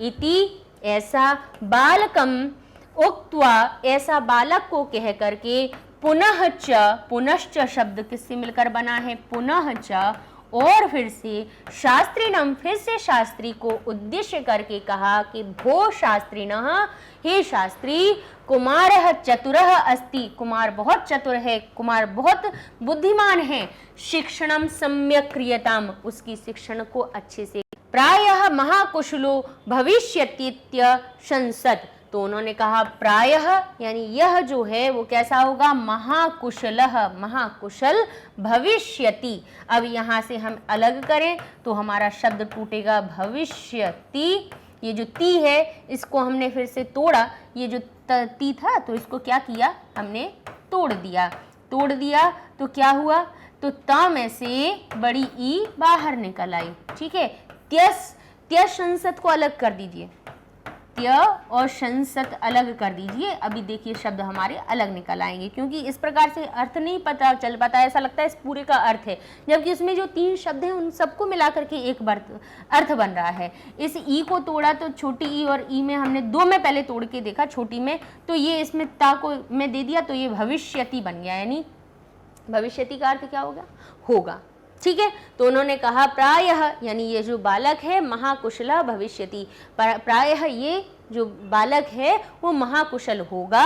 इति, अब देखिए इत्य फिर से इसको कर दिया, अब ये इत्य हो गया, फिर से या को तोड़ लिया तो इत का जो या टूटा है उसमें से अ अलग निकाला तो वो अशंसत हो गया, ऐसा उन्होंने कहा, अशंसत यानी कहा। तो यह को फिर से हमने ई में परिवर्तित किया तो ये इति हो गया।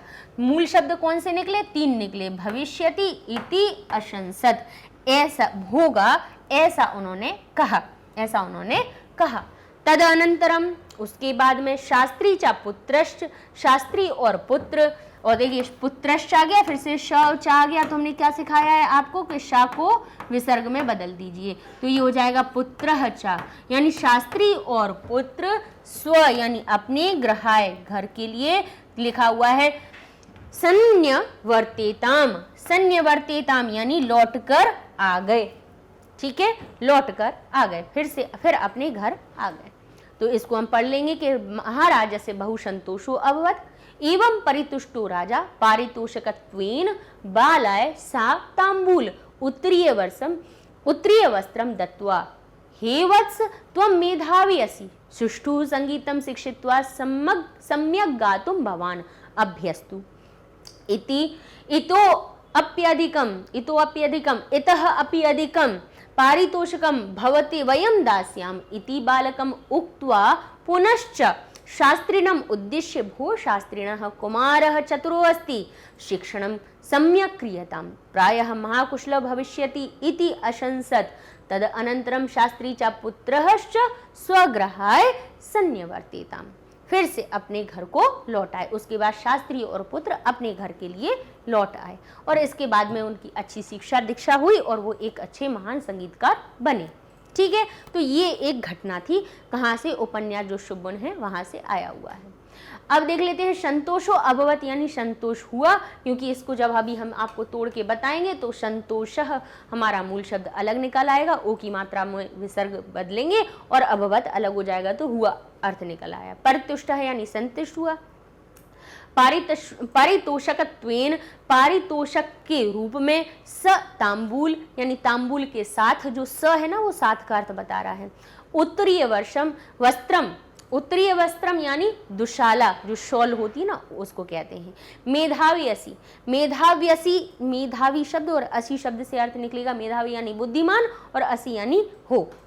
ठीक है, चलिए अभ्यस्तु यानी अभ्यास करो, उक्त्वा यानी कह करके, क्रियताम यानी करो, अशंसत यानी कहा, तद अनंतरम, तत् यानी इसके, अनंतरम यानी बाद, तद अनंतरम अभी तोड़ के दिखाएंगे आपको, संधि से स्पष्ट हो जाएगा।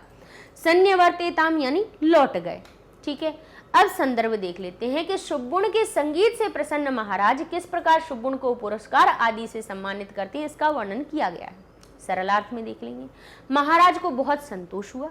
इस प्रकार संतुष्ट हुए राजा ने बालक को पुरस्कार के रूप में पान के साथ दुशाला देकर कहा कि हे पुत्र, तुम मेधावी यानी बुद्धिमान हो, अच्छी तरह से संगीत सीख कर अच्छी तरह से गाने का अभ्यास करो, हम आपको इससे भी अधिक पुरस्कार देंगे।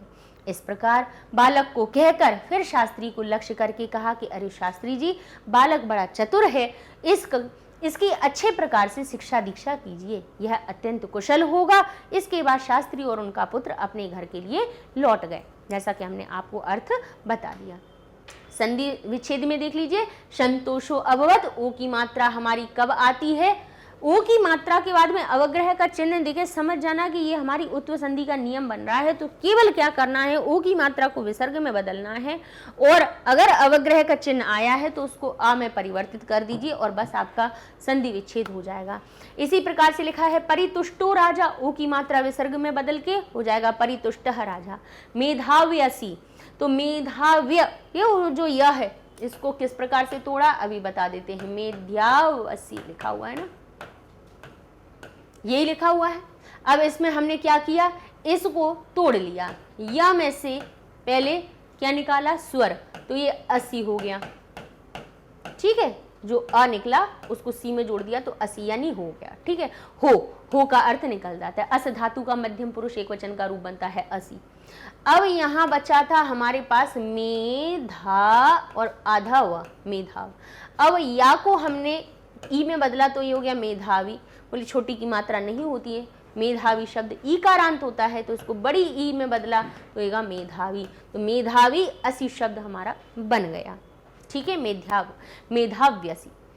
अब लिखा है सम्यक गातुम। अब ये सम्यक गातुम जो लिखा हुआ है, ये जो ग आया है हमारी जशत्व संधि के नियम से आया है, झलाम जशंते। ठीक है, तो यहाँ पे जो झल है उसका जश हो जाता है, यानी ये जो मूल का है वो स्वरीय व्यंजन के आगमन से अपने ही वर्ग के तीसरे अक्षर में बदल जाता है। और केवल का की बात नहीं होती है, क चट तप सब की बात होती है। क च ट तप ये अपने तीसरे वर्ण में बदल जाते हैं। तो ये मूल क्या हो जाएगा, गा कहीं पे दिखे, दा कहीं पे दिखे बीच में, जा कहीं पे दिखे, ब कहीं पे बीच में दिखे, समझ जाना। आधा ये जो क ब, आधा ग, आधा ज, आधा ड, आधा ब, आधा हमारा द, आधा द और आधा हमारा कौन सा ब, ये अगर दिखे तो समझ जाना ये हमारे जशत्व संधि के परिवर्तन से आए हैं। तो इनको क्या करना है, इनके प्रथम अक्षर में बदल देना है। ये इस प्रकार से आप बदल देंगे और आपकी जशत्व संधि का नियम पूरा हो जाएगा, विग्रह हो जाएगा। ठीक है, तो यहाँ पे ग जो आया था उसको का में बदला तो हो गया सम्यक और गातुम अलग हो जाएगा। अब लिखा है इत्योप्य अधिकम, तो ये देखिए ओ की मात्रा को बनाया हमने किसमें, अपने विसर्ग में, विसर्ग में बदला, अवग्रह को बदला अ में, और अप्यधिकम तो था तो हमने अभी आपको तोड़ के बताया था कि या को हमने तोड़ा, उसमें से आ निकाला, क्योंकि या कैसा है, स्वर से युक्त है ना, तो उसमें से कौन सा स्वर निकल रहा है, अ निकल रहा है, तो वो अधिकम में जुड़ गया, तो ये अधिकम हो गया। और या को ई में बदला तो ये अपी हो गया, अपी अधिकम। ठीक है, हालांकि हम तो तुरंत ही भी बताते ही जाते हैं पढ़ाने। पुनश्च पुनः चा से मिलकर बना है, और चतुरो अस्ति फिर से उत्व संधि का नियम है, तो ओ की मात्रा को विसर्ग में बदल दीजिए, अस्ति। ये हम बार बार क्यों बताते हैं, इसलिए कि जब आप पढ़ेंगे, संस्कृत पढ़ते रहेंगे जब बीच में ऐसे शब्द आएंगे तो कभी ना कभी तो दिमाग में टकरा जाएगी ये बात कि मैडम कहती थी कि ओ की मात्रा दिख रही है, अवग्रह का चिन्ह दिख रहा है, तो ओ की मात्रा को विसर्ग में बदल दो, इसको आ में बदल दो। आपको अर्थ करना अच्छा लगने लगेगा, आपको समझ में आने लगेंगी, चीजें रटनी नहीं पड़ेंगी। इसलिए हम संधि को बार बार बोल के बताते हैं कि जिससे कि कहीं ना कहीं तो दिमाग में आपके बैठ जाए और संस्कृत आपको सरल लगने लगे। ठीक है ना। तो चतुरो अस्ति, चतुरः अस्ति शब्द से मिलकर बन गया। भविष्यति, वो भविष्यति जो लिखा है ई की मात्रा को अलग किया तो भविष्यति अलग हो गया। इत्य जो लिखा हुआ है तो इति और अशंसत अलग कर दिया। अब यहाँ पे शब्द देख लेते हैं महाराजस्य, तो महाराज अकारांत मूल शब्द बन रहा है। स्या कहाँ आता है? षष्ठी के एक वचन में आता है। बालाय, बाल मूल शब्द है, चतुर्थी के वचन में बालाय। बालकम लिखा है, बालक मूल शब्द है, द्वितीया के एक वचन में बन जाता है। शास्त्रिनम, वही शास्त्रिन शब्द है, द्वितीया के एक वचन में शास्त्रिनम बना। स्वग्रहाय, स्वग्रह मूल शब्द हुआ, आय कहाँ आता है? चतुर्थी के एक वचन में। संधि विच्छेद हमने करवा ही दिए हैं, पद परिचय बता दिए हैं। अब देख लेते हैं धातु। अभवत, भव कहाँ आता है? भू धातु से बनता है। अब जो अभवत का भव लिखा हुआ है वो उसकी मूल धातु, क्योंकि पूछ लिया जाता है अभवत में बताओ प्रकृति प्रत्यय, या फिर पूछ लिया जाए कि इसमें धातु कौन सी है, कौन सा पुरुष वचन लगा हुआ है, ये भी प्रश्न बन जाते हैं, आपके आते हैं। इसीलिए हम आपको बता रहे हैं। ऐसे नहीं है कि हमें केवल बताने से मतलब है, नहीं, हम इसलिए बताते हैं कि आपकी परीक्षा में भी चीज़ें काम में आए। भव है, मूल धातु भू होती है। अ उसमें कहाँ से लगता है? भू का भव में परिवर्तन होता है। अ कहाँ से आता है? लंग लकार से। और लंग लकार में भी जो त कहाँ आता है? प्रथम पुरुष के एक वचन में। त, ताम, न, त से ही शुरुआत होती है प्रथम पुरुष के एक वचन से। अभ्यस्तु, तू, ताम, अंतु कहाँ आते हैं? लोट लकार में। तो अब अभी मूल अस धातु है, अभी उपसर्ग से अभ्यस बना, उसमें लोट लकार प्रथम पुरुष एक वचन का रूप बना अभ्यस्तु। क्रियताम, तो हमारा क्री मूल धातु है, कर्म कारक आत्मनिपद की बात हो रही है लोट लकार में। ठीक है, लोट लकार में प्रथम पुरुष एक वचन में इसका रूप बन जाता है क्रियताम। अशंसत कहाँ से बनता है? शंस मूल धातु है, अ उसमें हमारा लंग लकार से आएगा, प्रथम पुरुष एक वचन से त लग जाएगा। ठीक है, लिखा हुआ है संन्यवर्तेताम, तो सम नी, वृत में सम और नी दो उपसर्ग लगे, फिर उसके बाद लंग लकार रूप में बना के ये बना हमारा संन्यवर्तेताम। अब समास देख लेते हैं। महाराजस्य, तो कहेंगे महान चासौ राजा, महान राजा, महान शब्द विशेषता बता रहे कि महान जो राजा होगा तस्य, उसको महाराजस्य कहेंगे। तस्य शब्द उसकी षष्ठी विभक्ति को दर्शाने के लिए लगाया जाता है। अब लिखा है स तांबूलम, तो स का अर्थ होता है सहित, स को सहित में परिवर्तित करते हैं अव्ययी भाव समास से, और जो मूल शब्द होता है उसमें तृतीया लगा देते हैं, क्योंकि सहार्थी तृतीया सूत्र कहता है कि सह के साथ में तृतीया लगाई जाती है। तद अनंतरम यानी उसके बाद, तो तत् में अर्थ निकालना है ना कि उसके बाद, तो बाद की बात आ रही है तो उसमें हमारी पंचमी विभक्ति लग जाएगा तस्मात् अनंतरम यानी उससे बाद। ठीक है, अब देख लेते हैं प्रत्यय। परितुष्टः कहाँ से आया है? परि उपसर्ग है। ठीक है, तुष मूल धातु में, ट कहाँ से आएगा? इक्त प्रत्यय से। इक्त प्रत्यय का ता बचता है, वही ता कहीं पे ता में परिवर्तित हो जाता है। ठीक है, और कहीं पे टा में भी बदल जाता है। तो परितुष्ट, हमारा परितुष्ट में इक्त प्रत्यय है, टह है। इक्त प्रत्यय स्त्रीलिंग में भी बनता है, पुरलिंग में भी बनता है, नपुंसकलिंग में भी बनता है, लेकिन अगर ये परितुष्टः बनाए तो पुरलिंग का रूप है। परितुष्टा होता तो स्त्रीलिंग हो जाता, परितुष्टम होता तो वो नपुंसकलिंग हो जाता। तो प्रथमा विभक्ति एक वचन बालक जैसे इसके रूप बन गए। दत्वा, दा धातु में इक्त्वा प्रत्यय लग जाने से शिक्षित्वा, शिक्ष मूल धातु होती है, इक्त्वा प्रत्यय लग जाने से शिक्षित्वा हो गया। गातुम, गा गाने को गई मूल धातु होती है। ठीक है, तुम लगा है, तुमन प्रत्यय से आता है। उक्त्वा, तो वच, वच का उक में परिवर्तन हो जाता है। वच जो है कैसा हो जाता है? उक में परिवर्तन, और इक्त्वा प्रत्यय लग जाने से उक्त्वा बन जाता है। तो इस प्रकार से लीजिए, ये हो जाता है आपका पाठ पूरा, और इसको हमने प्रयास किया कि केवल अनुवाद ना आके इसके हर एक शब्द को समझा दिया जाए, जिससे पाठ से जुड़ी हुई कोई भी परेशानी आपके मन में ना रहे। तो बताइएगा ज़रूर। इस चीज़ में कंजूसी करते हैं आप लोग, पढ़ लीजिए तो एक बार बताइए कि हाँ आपको समझ में आया या क्या आपका एक्सपीरियंस रहा, क्या अनुभव रहा इसको पढ़ करके। तो ये कमेंट में ज़रूर बताया कीजिए, जिससे हमें मोटिवेशन मिलता है, हमें अच्छा लगता है कि चलिए बच्चे पढ़ रहे हैं। ये व्यूज़ केवल देखने वालों के नहीं हैं, पढ़ने वालों के हैं, जो समझ जाते हैं और फिर लिखते हैं कि हाँ मैम हमें समझ आ गया। इतना आप लिखेंगे हमें भी मोटिवेशन मिल जाता है। अच्छा देखिए, ये जो हमारे वीडियोज़ हैं आपको यूट्यूब पे तो लिस्ट बनी जाएगी, तो वहाँ तो आपको मिल ही जाएंगे, साथ साथ में आपको हमारी वेबसाइट पे भी जाके आराम से मिल जाएंगे। वेबसाइट पे क्या है, सारी चीज़ें कैसे बहुत अच्छी तरह से लिखी हैं, व्यवस्थित तरीके से रखी हुई हैं आपकी। आप गूगल पे जाइए, लिखिए magnetbrains.com, इंटर करते हैं, वेबसाइट पेज ओपन हो जाएगा। यहाँ देखिए तो एक्सप्लोर टॉप कोर्सेज़ के साथ में आपको K12 इंग्लिश 6 से 12 तक, हिंदी मीडियम, NTSC ओलंपियाड, सारी चीज़ें आपको एक के बाद एक मिल जाएंगी। अब इसमें अब IIT JEE नीट सभी तो शुरू हो गया है। इंग्लिश मीडियम में आपने 11th क्लास को क्लिक किया तो 11th क्लास में केवल संस्कृत नहीं, 11th क्लास के सारे सब्जेक्ट आपको दिखने लगेंगे। अब यहाँ पर आए, आपने देखा तो संस्कृत पे पहुँच गए, तो यहाँ पे वॉच नाउ पे गए, भास्वती को पढ़ना है, यहाँ पे सारे पाठ लिखे हुए हैं एक के बाद एक। जिस वीडियो को क्लिक करेंगे वही ऊपर हो जाएगा। मान लीजिए सिलेबस ओवरव्यू को किया तो सिलेबस ओवरव्यू का वीडियो आ गया, ठीक है। इसमें आप और दूसरे किसी को करते तो वो आपका सामने आ जाता। इस तरह से मिल जाएंगे, पता चल जाएंगे कि हर एक पार्ट में कितने वीडियो बने हुए हैं, कौन कौन सी चीज़ें हमने आपकी उस पार्ट से जुड़ी हुई करवा दी हैं, तो ढूंढना आसान हो जाएगा, तो पढ़ना भी आसान हो जाएगा। तो मिलते हैं नेक्स्ट वीडियो में, जिसमें कि हम इसके अभ्यास कार्यों को आपको करवाएंगे। तब तक के लिए धन्यवाद।